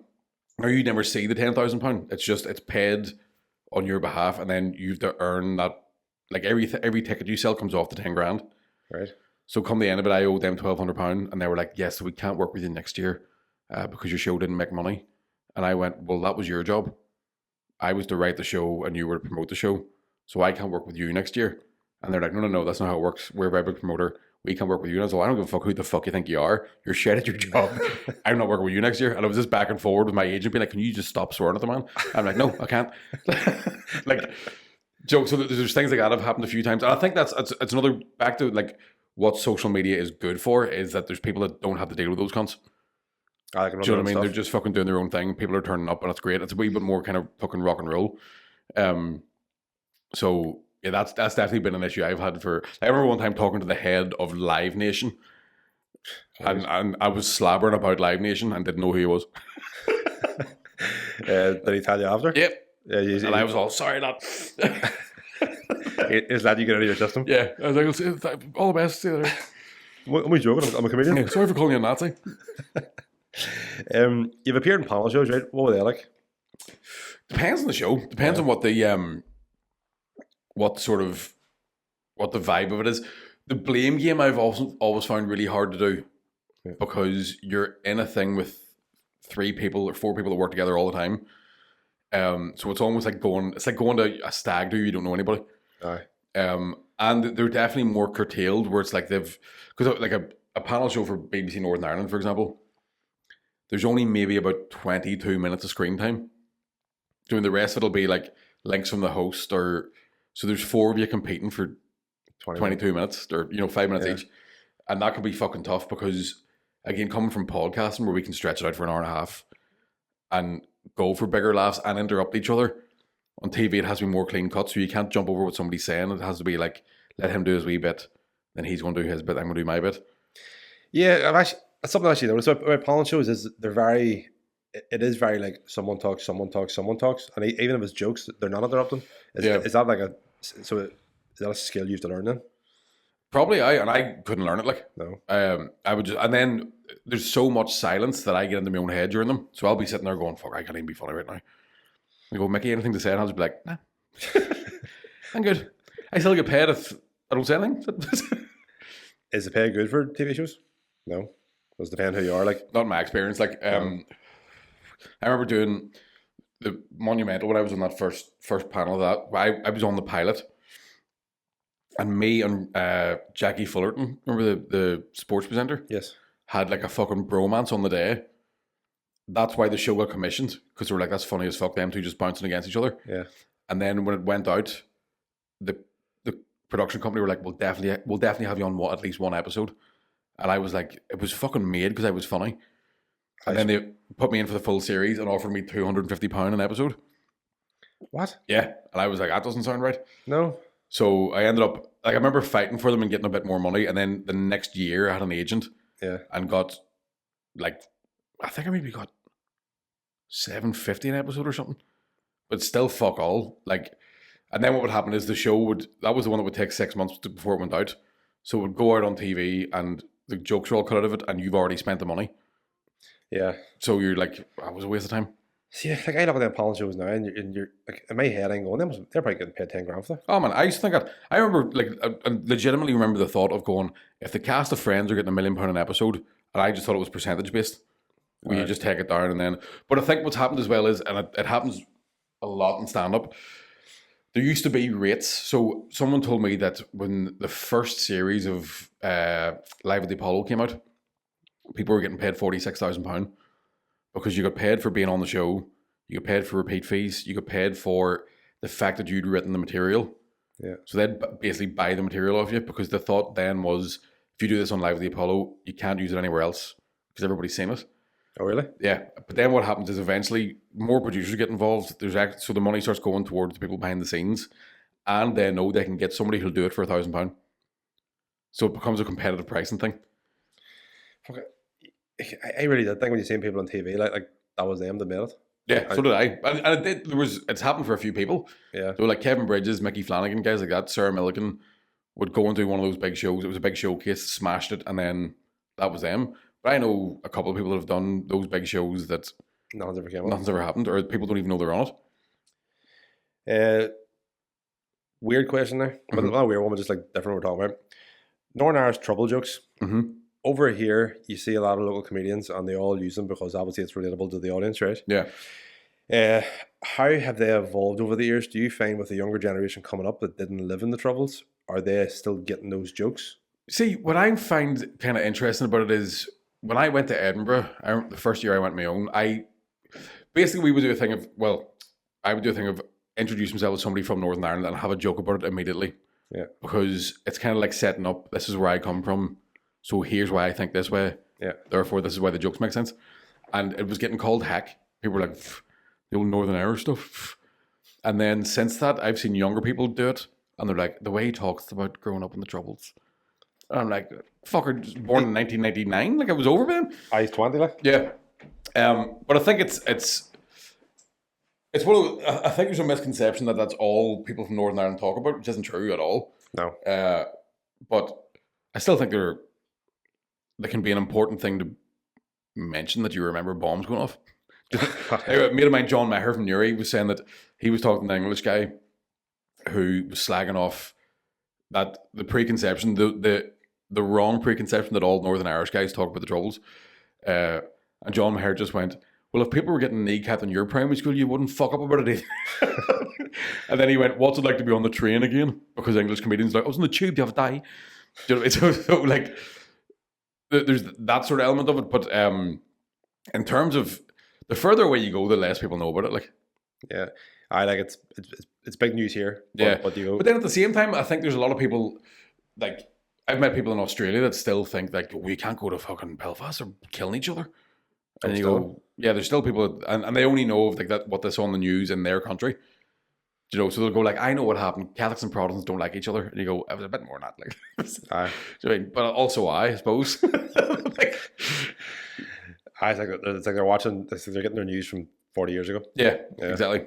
But in general, I think it's kind of. I think whatever you're saying on stage, if it's making people laugh, keep saying it. Like, keep saying it. Yeah. What do you mean? You're all good. Good idea. It's that protein shake repeating on me. It's that beef isolate. Top tier. That's nice, by the way, isn't it? It's class. Yeah. Cherry cola. It's like drinking juice. Man, there's times I'm like, I might put gin in that. It's the best of both worlds. Whenever I first started drinking it, in my head, I'm going, I ain't drinking loads of water now. Aye. But just because I was drinking this juice. I know. I double scoop it after every when I've been lifting, and I'm like, this doesn't feel good. It's too easy to be getting this many gains. When did you know you were going to make it in comedy? Was there a moment where you were like, okay, I can make a career of this? Or like, okay, I'm going somewhere? I don't know. I think like you still don't really know if you've, because it depends on what you consider making it is. Yeah. Do you know what I mean? Like, I've had times where I've thought that'll be like the credits will roll and it'll go, the end. He lived happily ever after. Do you, like, I remember and having the thought when I did the Waterfront for the first time, and I was walking off stage going, I was the best guy in my fucking life. People are still cheering, and the lights changed. So I got behind the curtain, the lights changed, and my brain was all, you have to do that again. You have to fucking beat this one now. Whereas I thought I'd freeze frame. And that was it. And I'd never have to worry about it again. I think when I first did the Empire, it was my first open spot there. So that was, I call that's when I first started in 2008. That doesn't include the first time I tried with the Britney Spears and all that sort of stuff. And because it was in a professional comedy club and I smashed it, I just went, if I can make this and keep it as a full-time job, I have made it. Yeah. You know what I mean? Because it is the most fucking it's the most fun thing to do. I like jokes with laughter, like it's healing. Yeah, but it's also the idea of like if you do something you love, you never work. Like, I haven't fucking lifted a finger in 15 years because I've been doing the thing that I love doing. It's a good way to be, though. Yeah, it's class. Like, do you ever find it as a chore? Mm-hmm. You do find it as a chore? Because it's still a job. Still a job. You're still like, I couldn't be arsed tonight. Like, like, have you ever got a gig at night and you're sitting there an hour before it going, I can't be fucked? Last night. Yeah. Like, I'd done a bunch of podcasts during the day and then drove to Derry. and the sun was splitting the trees, and a mate of mine who lives up there came to the gig and was having pints, and I was like, I'd much rather be sitting in that fucking beer garden with you, just chilling out, just enjoying the sun. Yeah, and then you're in the back of this wee sweaty room, just waiting to go on, like, fuck. But at the same time, as soon as you're on stage, you're like, this is the best fucking job in the world, baby. This podcast is brought to you by Blue Nutrition, where science meets performance. Whether you're pushing through intense workouts or just trying to stay sharp day to day, Blue Nutrition has your back. Their powerhouse product, which I take every day because it actually helps me feel great, is their Essential Green Superfood, which blends 34 potent ingredients to help support immunity, energy, digestion, and it actually tastes great. With a wide range of products, Blue Nutrition is trusted by athletes and everyday grinders alike. Blue Nutrition delivers quality you can feel. So if you're serious about your health, head to bluenutrition.co.uk, and they can also be found on nisupplements.com. And if you're listening to this podcast, you can get 10% off with discount code ROUNDTABLE10. Blue Nutrition, fuel your potential. Relationships with other comedians. Mm-hmm. Quite a tight knit over here. Yeah. Do you find that's helped you? Oh, 100%. Yeah. Like, I think as well, because we all started together, we've all been through the same shit. We've all had car journeys and, like, you know, like, I remember me, Shane and Geddes driving to Oma one night in minus fucking 19 conditions. It was freezing. It was so cold it froze on the inside of Shane's car. And Shane was a terrible driver at the time in this wee shitbox. And I remember I was in the back seat thinking, if I fall asleep, if he hits something, I'll be limp and I won't feel it.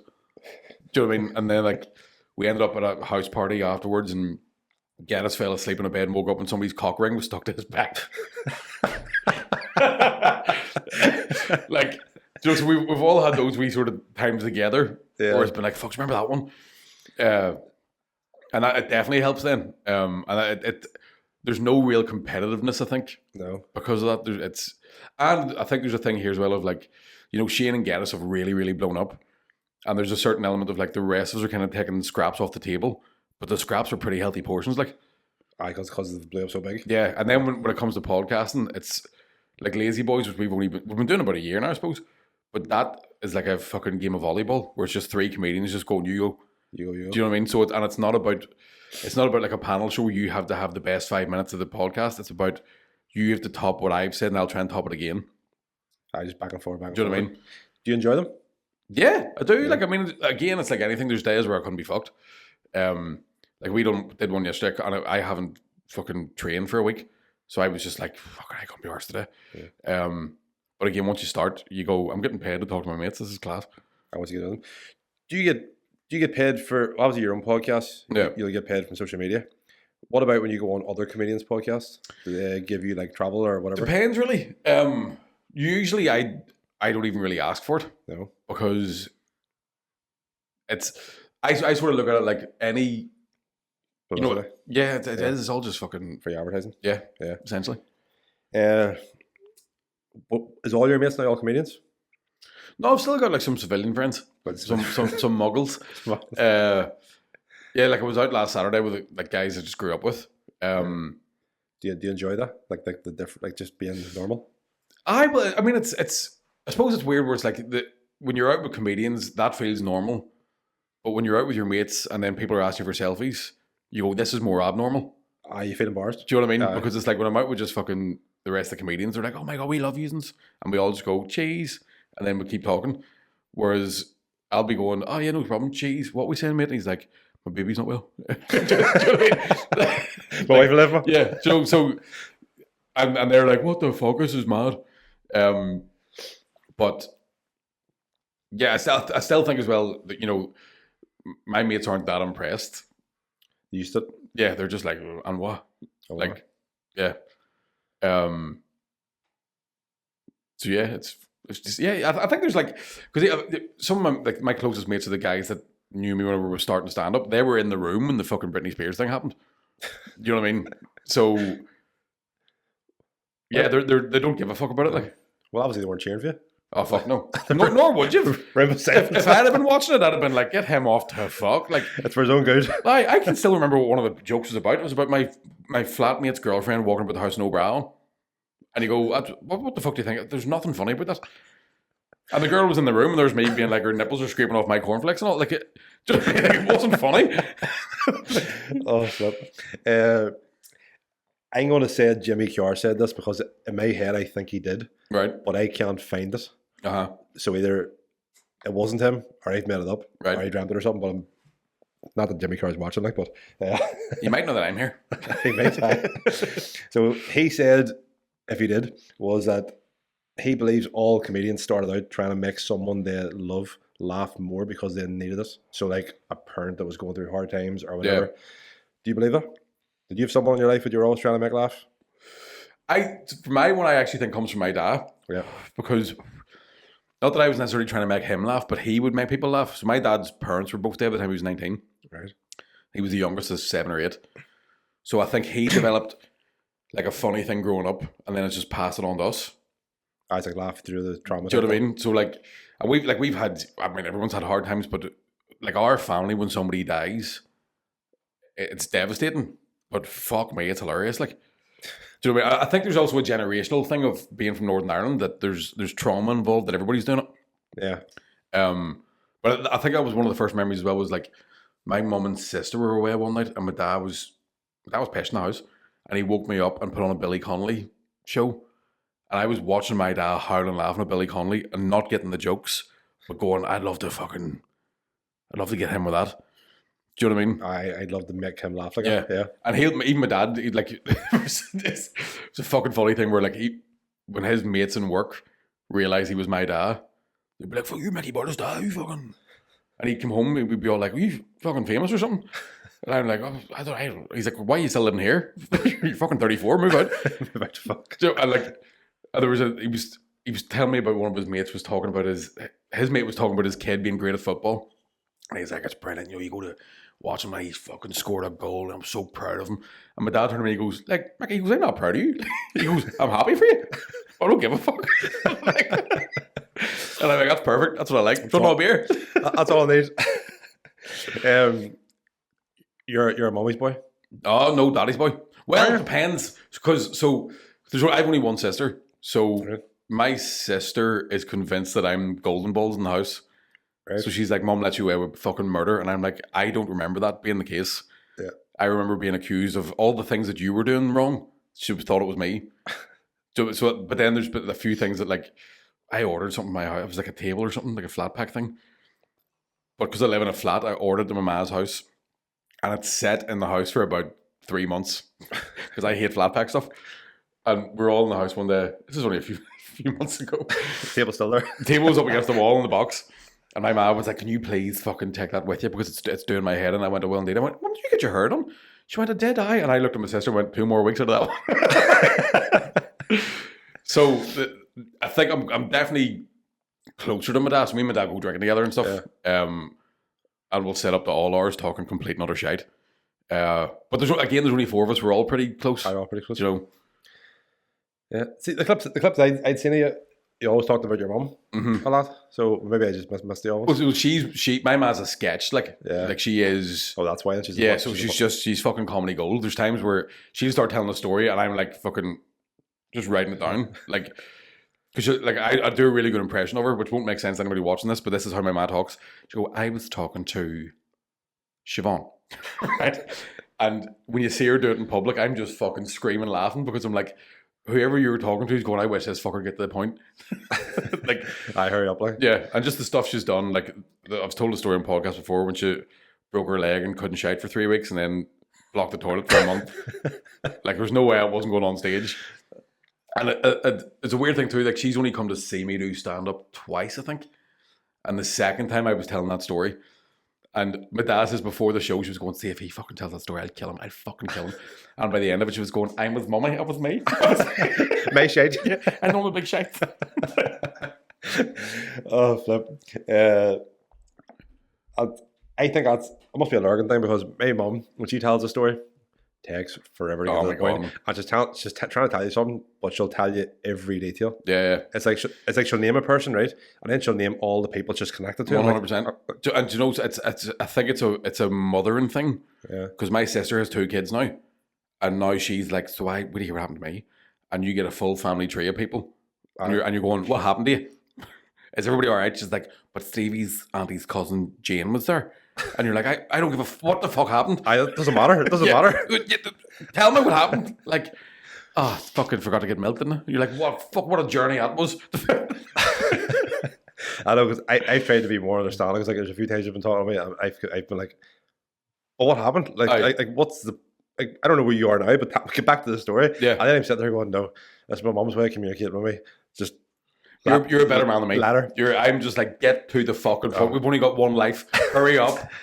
I am trying to be better, but in my head, you're sitting there going, "Right, if I blank out now, if I just think about something else for 20 minutes and come back, I should be at the end." Aye. But then there's times you get caught blanking out. You're like, "No, it was, listen. It was." Joke you thought that was going to make your career, but absolutely bombed.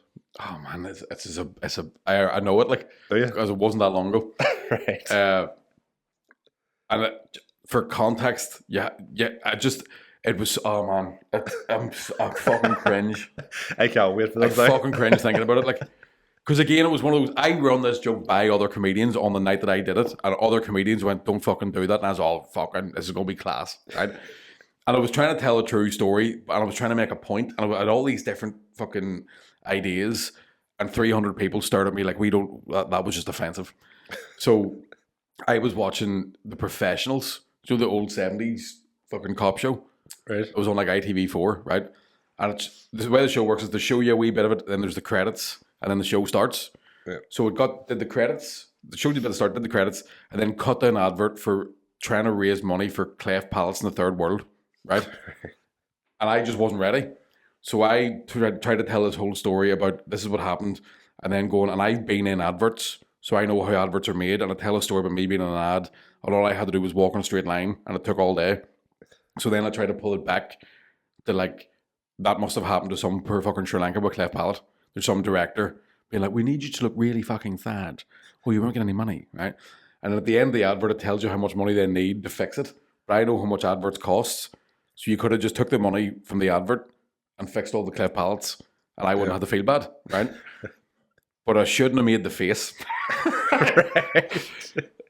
And there was a guy in the audience who had a cleft palate, and he shouted, "That's not funny." And I went, "You haven't heard the end of it, you don't know." And then I got to the end of it, and I went, "Mate, to be fair, it wasn't funny. Fair play for calling it out." But then that guy, I got announced for a couple of gigs around Belfast, contacted the venues, and was trying to get me like taken off lineups. Oh, really? And I was like, "He's right." Like, he's 100% right. I just didn't mean it. Like, I thought I was making a point about modern advertising, and all I really did was annoy the fuck out of you. Like, so it's like, I remember being so confident. That might be 18 months ago, like maybe 2 years ago. Or I was going, "This is going to fucking crush." Because my dad laughed at it in the house.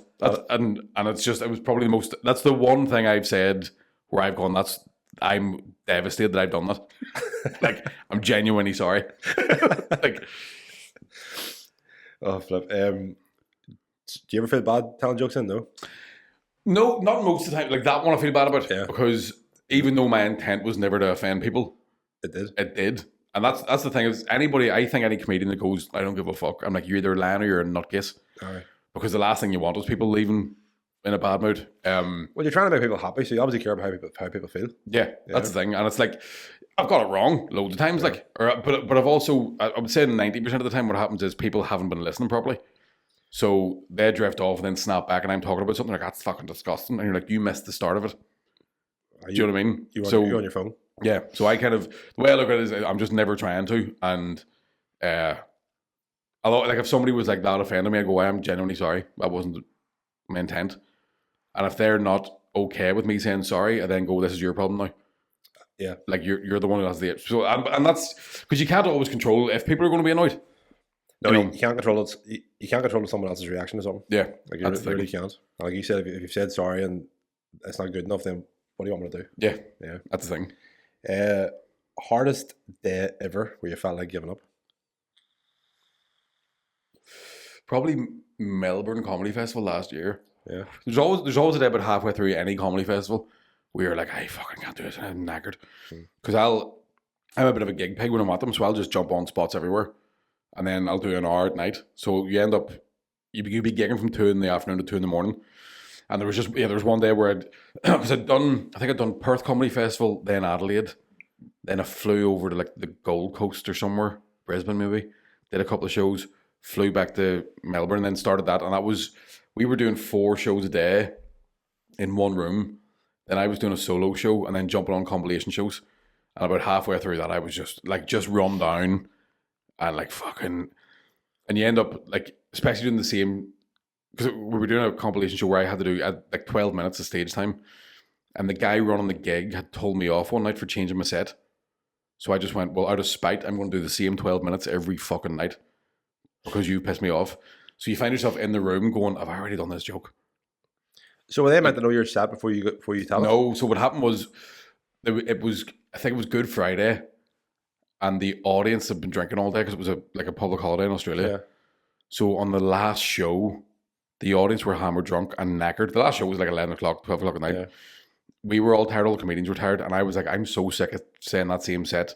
I'm just going to change it to another 12 minutes that I knew worked. Like, it wasn't like I was doing new material or anything. And there wasn't that many people there. And the guy running the show, who was making a fortune, took me aside and pulled me off. And me, I was like, well, watch this. I'm not going to say anything back, but out of pure spite, I'm not going to change it. I was getting heckled and ignoring it for the rest of the month. Like, just doesn't matter. Fucking, I'm sticking to this. Ruined everybody's night. Just to piss off that one by 100%. Like, but then it backfired because your own mental health is like, I can't keep saying this, man. It's killing me. Funniest thing that's happened to you at a show, or strangest thing, or both, whatever.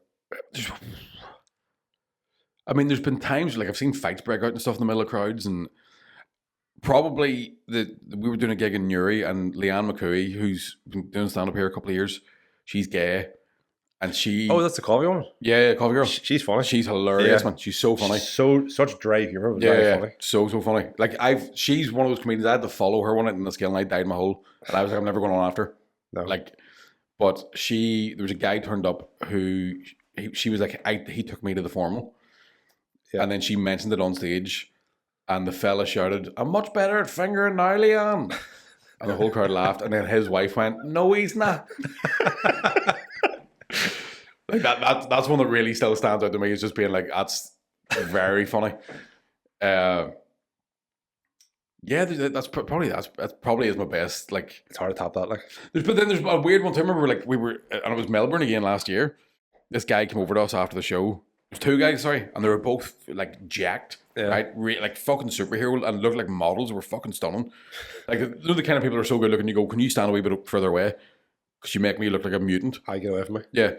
And they were like, we could never do what you do. Oh my God, you're so brave to do this. And da-da-da. And then they were like, we've got a show on at the festival. We'd love you to come see it. We'll give you free tickets.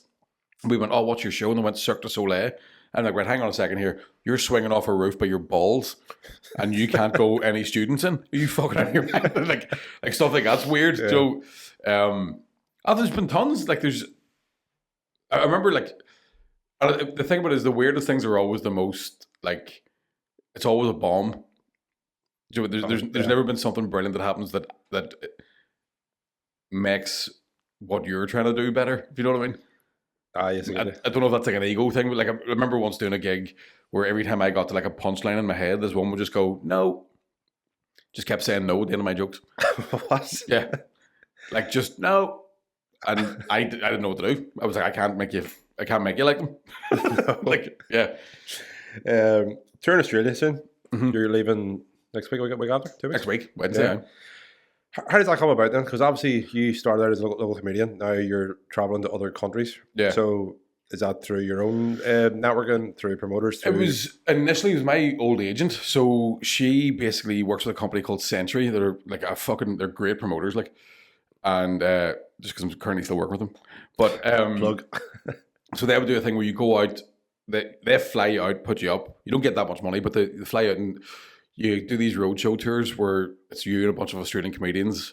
You just get in a wee fucking people carrier and you drive to buttfuck nowhere. Because there's a lot of towns in the outskirts of the big cities that were all mining towns. So they all have these brand spanking theatres. Yeah.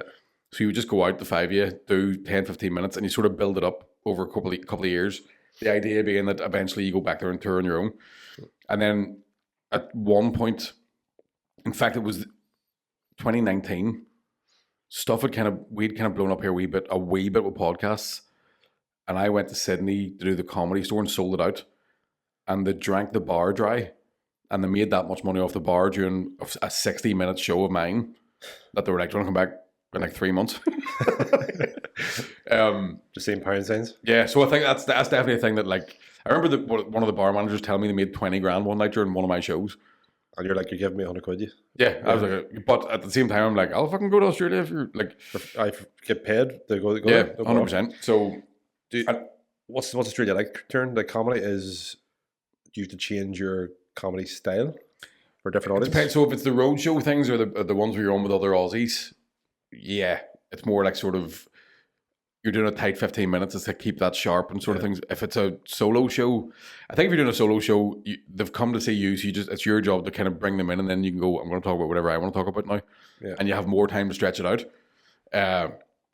So the solo show, I enjoy the longer shows more because you can play with the speed of it.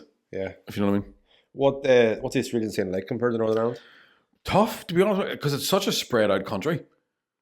Do you know what I mean? So like you've got sort of the East Coast, you've got Sydney's got a couple of class clubs, Melbourne's got loads of them, Brisbane is maybe 2. Yeah, you might have a couple of ones and go. So you've got like 5 or 6 comedy clubs that are great, and then a lot of pub gigs and kind of, and then because it's so spread out, I don't really know that many guys that are like touring the way we can tour in the UK and Ireland. Yeah, you know, and like if you want to do a gig in Perth and then do a gig in Brisbane, which I'm doing, so I'm doing Perth on a Wednesday and Sydney on the Thursday. It's a 6-hour flight. It's a lot of travel. Do you know what I mean? So there's a lot of flying about and kind of yeah, out in the airports are like you're up to maybe 10 hours. Yeah, yeah. But I just love it. I think it's just such a class. Have you ever been? Have you ever been over? No, would love to go. It feels like the kind of country that has done the right thing with their taxes. So the streets are clean. Do you know what I mean? Just stuff you don't have here. There's no potholes or anything. Like, you don't really hear about Australians getting involved in world politics. They just do their own. The Aussies just do their own thing. Yeah, I actually see.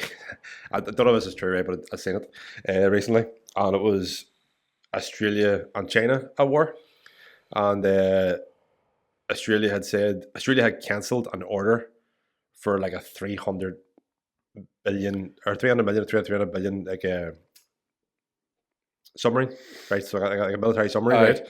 They cancelled an order, and they gave it to China. Oh, sorry, yes, right. So the submarine was like 375. They cancelled that order, gave China 300 million or billion, whatever it was, and they said it saved just to not attack them, and it saved them like 75 million or 75 billion, whatever it was, right? And the politician goes, "That'll build us half a footy stadium." Yeah, and you're going like, what other country in the world would make that conclusion? Yeah, it's I don't know. I mean, they've got a lot of weird shit too because they've got their own racism thing going on, and they didn't get a housing crisis during 2008. So the one shitty thing about Australia is a basic house would cost you $1 million. Yeah, like there's stuff like that's a bit fucking mad. But they're also their work-life balance is way better. So they'll start work at 8 and finish at 3. Do you know what I mean? And then just hit the town. Yeah, but even I think the fact that it's sunny and you end up being more health conscious because Taps half. Everybody's it's taps half. Taps half. The flip side is there's also that many fucking munters. I don't look too bad, but there's definitely there's a better like mental attitude I think out there. I think the sun even helps. Like see, even over here, I find people are in a better mood in summer. So that's the thing. Like it's vitamin D deficiency. So that's something like back to that health MOT. My doctor was like, "Your vitamin D's through the fucking roof." So I have psoriasis and got rid of it with no medication through taking just really strong vitamin D and the gut health stuff. So, and that's all good for your mental health. So that's whenever the sun hits here, that's actually it's good for people. Yeah. So take your vitamin D. Then it comes to winter and everybody's sad again. But also that's why you keep taking vitamin D. You don't get sick. I haven't had a cold in 3 years. No. And me a fucking alcoholic. Like. If you want your vitamin D, go to Blue Nutrition, one of the sponsors. No, there you go. Plug for Peter. Last couple of questions, because we've been talking for a while here, and I'm sure you want to get home. Pub. Because you've done pub. I think I'm going to go to my dad's back garden. Better than a pub? Aye. What's your biggest ever win? What would you class it as? Fuck. I don't know, man. I think I'm just one of life's winners. Biggest ever win? Fuck, I don't know, man. Because like it can be anything. Doesn't have to be comedy. I generally don't know because I think like on the whole I'm a pretty happy person, so I think I'm just winning in terms of like doing what I love for a living. You know what though? You probably couldn't say a better answer. If you're happy, that's a fucking big win. Like, there's a lot of people aren't. That's the thing. Like, yeah. Reverse, biggest ever failure. What would you class that as? Never getting rid of these titties. I mean, they're still pretty fucking impressive. I forgot you can do that. Are you superstitious? Sometimes yeah. I used to be really superstitious at the start when I started doing stand up. So I'd have that weird routine. I think sometimes like I'll do things like if I do a set and it hasn't gone well, I go, I didn't play headers. That must be a Lurgan thing because my mom is convinced she's seen a banshee when she was younger. Oh yeah, I'm also fucking fully believing ghosts too. Like yeah, I'm afraid of the dark and all. Do you believe in I actually put that back to biggest loss. Actually, I'm afraid of the dark. I'm still afraid of the dark. You know, I'm actually not afraid of the dark, right? But see, like, if I'm in the house on my own and I hear like floorboards creak, I'm like, someone's there. Oh man, yeah. And I have to go check. I'm like, but you know it's the pipes under the floor. Aye. I know it's the pipes, but that one time it's not going to be. Swear to God, see my fridge every so often gurgles, and I'm convinced it's saying my first name is going Michael, and I'd be like, "Fuck you, fridge." Biggest ever payday. What did you blow it on? Oh fuck! Here we go now. Treat yourself. I'm trying to think. Was probably that when I bought that fucking Audi TT. I was a bit of a stupid one. No, it wasn't as stupid as buying that new A5 because you can't afford that. I remember one time I did an ad for Harp, and it was biggest ever payday. Like in one go, it was like a fucking lump of money. Yeah. And I booked me and my girlfriend time to go to New York, and then I was in the house, and a trailer came up. I was about to have a shite. And a trailer came up for a remastered version of The Last of Us, the computer game, for the PS4, and I just walked to the shop and bought a PS4. Like just fucking didn't even have the shite. I just pulled my jeans back up and walked out and bought a PS4. Did you play the game? Yeah, played it on the PS5 as well. I love it. I played the first one years ago, and then Ryan talked me into playing the second one before the series came out. Like, it's left a void in my soul. Like that second game is I would hands down say it's the best story-based game I've ever played. And it's one of those ones where people hated it because obviously the big spoiler, you don't want to give too much away. Like, but the one thing I'll say about the second one is I played that through, and I mean from start to finish in one sitting. I was up to like 8:30 the next day, and I've never played it again. It was the only. I played it recently, and I'd love to go back and do it again. You were telling me the day before the podcast, actually, they've brought out a new version. So you could do that. Was a remastered of Last of Us 2? Chronological order now. Oh fuck! Right. So you play through it rather than doing one story. Aye. And the all. I might have to go make another stupid purchase when I get home. PS5. Yeah, fuck it, I'll go with him. Yeah, I bought a PS5 too. The time I bought the VR headset, that was dumb. Even the PS5 was an impulse because it was during that point, sort of after COVID, when they couldn't get the chips to make them. Everybody was on them. And I was in game in Rushmere, and a guy was like, so I've got the one you can still put discs in, but it doesn't have as big a hard drive. Yeah. And the guy was going to bed. He might, do you know what, I'll wait until there's one of the hard drive ones in. And I went, is that a PS5? Give me. Give me now. You were just walking past it? Yeah, I swear I was in looking for a game for the PS4. I went, fucking give it. VR headset was a pretty stupid one as well. That you box on, don't you? Yeah. That's why I trained for the first comedian's boxing was in the VR headset. I couldn't afford a trainer. I'd spunk all my money in a car. I've never seen a man happier saying yes in my life. Yeah. And I've done this on stage with the story where I when I was going to buy it, and the guy went, "You can get porn on them," and I went, "I didn't know that, but you can keep the receipt." And I got home, and the girl I was going out with at the time was like, "You can get porn on them," and I was like, "How do you know that?" And I didn't know that. That's fucked up. And she was like on the couch. I think she was FaceTiming somebody from her work or something. And I'm in the background going, "Oh fuck, I'm black."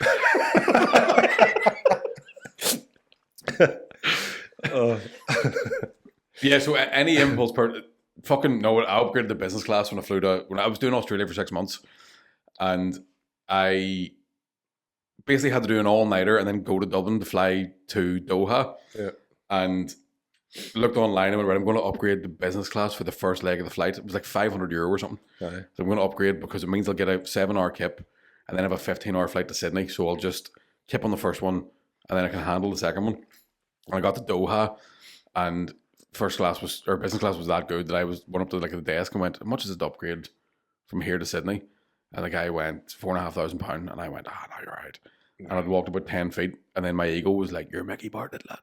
So yeah, I spent $5,000 on a flight. Like, I was dumb. I only had about $6,000 at the time. Like, then you got there and couldn't eat. Yeah. It was actually the one time in my life I've been on a plane, and when they were about to land, I was all, do another lap. I paid for it. Yeah, you've never seen a drunker man in your life either. Like.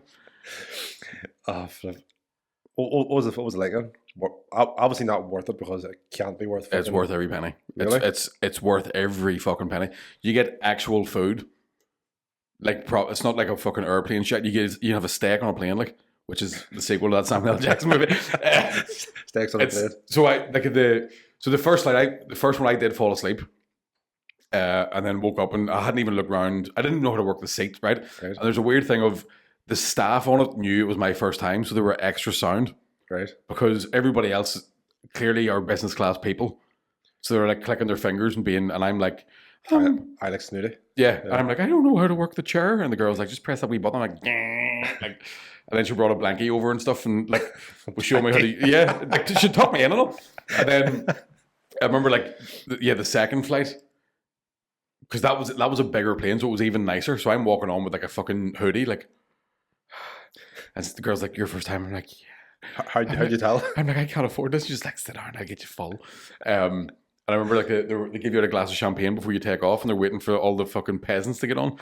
And I had about 4 of them before the plane took off. Like, I remember, like, I was watching. Oh fuck! It was Batman versus Ninja Turtles. Right, it was a cartoon, and I'm like, fucking, and I'm like, bing, can I have another drink, please? And the girl was like, the woman put her hand on my shoulder and went, can you handle this? And I was like, don't you worry about it, I'll put it on.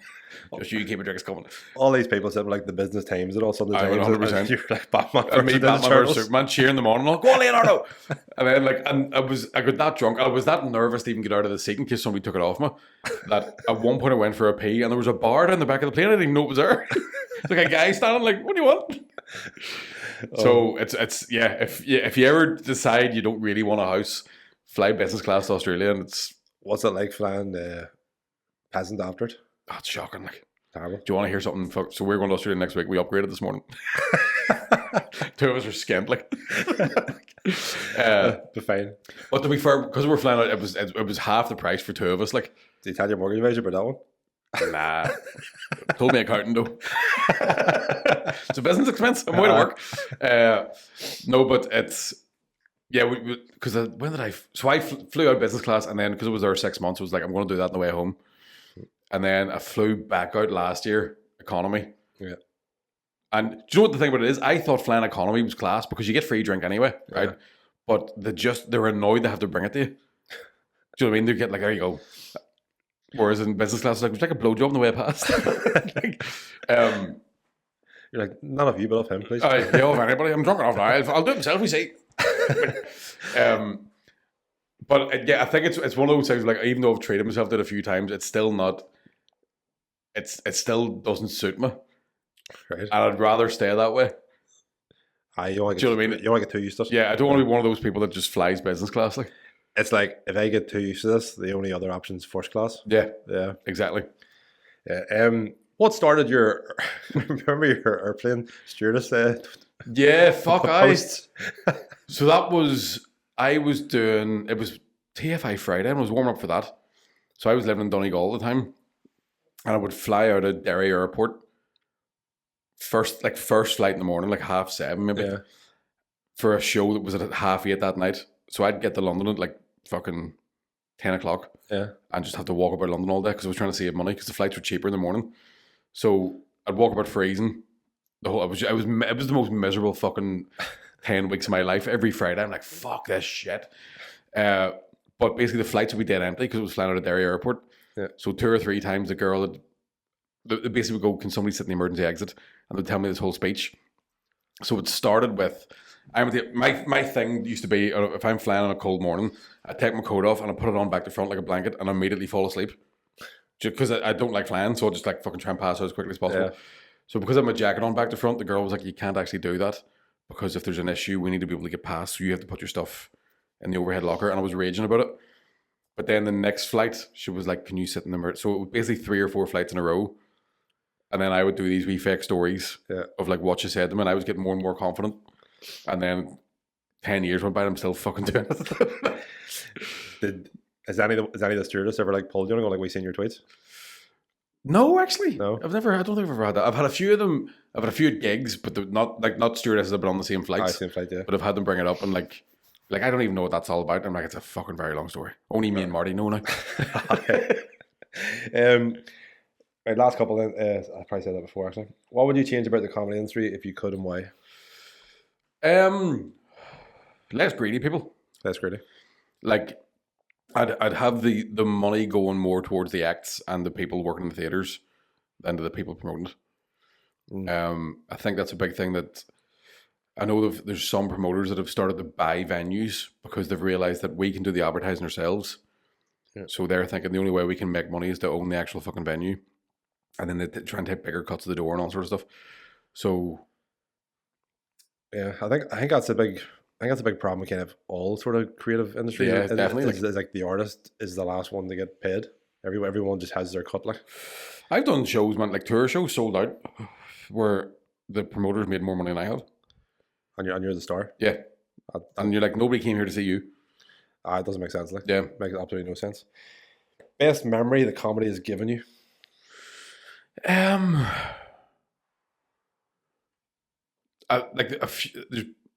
probably the time I remember me, Geddes, and Shane sleeping in my car because we did a music festival in Draperstown, and I was driving, and I was like, "Boys, you can have a drink. I'm not gonna drink tonight, but I also want to carry it in the boot."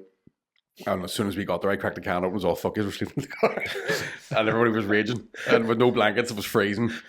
And I remember me and Shane Todd I actually might have had a blanket in the car because I would quite often have a nap in the car. But I remember me and Shane were sharing a sleeping bag. I was in the front, he was in the back. We made like a wee mini tent. Yeah. And I'd woke up and he had the whole blanket. And I went to take a wee bit of it back and he just woke up and stared at me. And I was like, I'll just be cold. Sorry. But that, and then it was like the next day. Thankfully, they all had a good enough sense of humor to laugh at it the next morning. But I remember that night, just everybody was fucking raging. Hardest lesson you've ever had to learn? Reversing the parking space. Really? Or parallel parking. You a bad parker? Fucking I'll drive miles to avoid parallel parking. So if you like pull into a busy town in, forget about it. Like, yeah. I have seen like me and my partner change seats.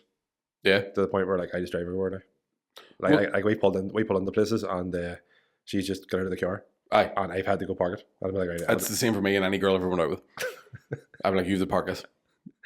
Well, at least you get them there. Yeah, but I can't. I can get you. I'll do things like, sure, go you on in, and then I'll find a space miles away just so they don't have to watch me. Because if I start to try and parallel park and so I know somebody's paying attention to me, can't do it. Can't do it. Like a couple of weeks ago, I was tying my laces and my girlfriend was in a bad mood with me, and she looked at me and I forgot how to tie my shoes. So. Comedian getting stage fright. Yeah, I could never be in porn. Right, final question, and then we will leave it. Best advice you have ever been given, and who from? Fuck. That was a good question. Thank you. Really good question. Fuck it, my dad. Don't even tell the advice anymore. That's it. Over. Podcast done. Is that the advice? Fuck it. I think fuck it is a good way to live too, though. Do you know what I mean? It is. Something bad goes wrong. Fuck it. Yeah. Fuck what? It's. I'm on the fence here. Is fuck it the advice? No, it's not. Fuck it's good advice, though. It is good advice. Do you know what I mean? Fuck it. That's why I'm on the fence. I'm like, is he something else to say, or is that it? Because that's a good answer. Yeah, we'll go with that. Yeah. Did you not tell you? I can't remember what it was that happened. And he went, fuck it. It's a good way to live. Yeah. There's no overthinking, no hand, just fuck it, be alright, yeah. Move on. And don't always fuck it, sometimes get consent. Get consent. Or ask a doctor first. So, Micky, that is us. Thank you very much for coming on the podcast. Thanks for having me, it was a class. Actually, for my first thought about the podcast, you were one of the guests who was always in my head to get on. I know, and we've been trying to get this done for fucking ages, and I've been have you? all over the place. And then he no-showed me, stood me up too. I know. I feel so bad. I just completely forgot. I need to get ADHD medication or something. I'll forgive you. No, man, thank you very much for coming on. Best of luck in Australia. Thanks very much. This will be going out probably when you're in Australia. What about any tours you want to promote from when you get back home? So I'm on tour from September until November, and then there's a wee extension in the new year. So MickyBartlettComedy.com, there's tickets available for that if you want to come see me talk about my willy. I will put the links in all the descriptions to his gigs, not his willy. That's it. I was laughing.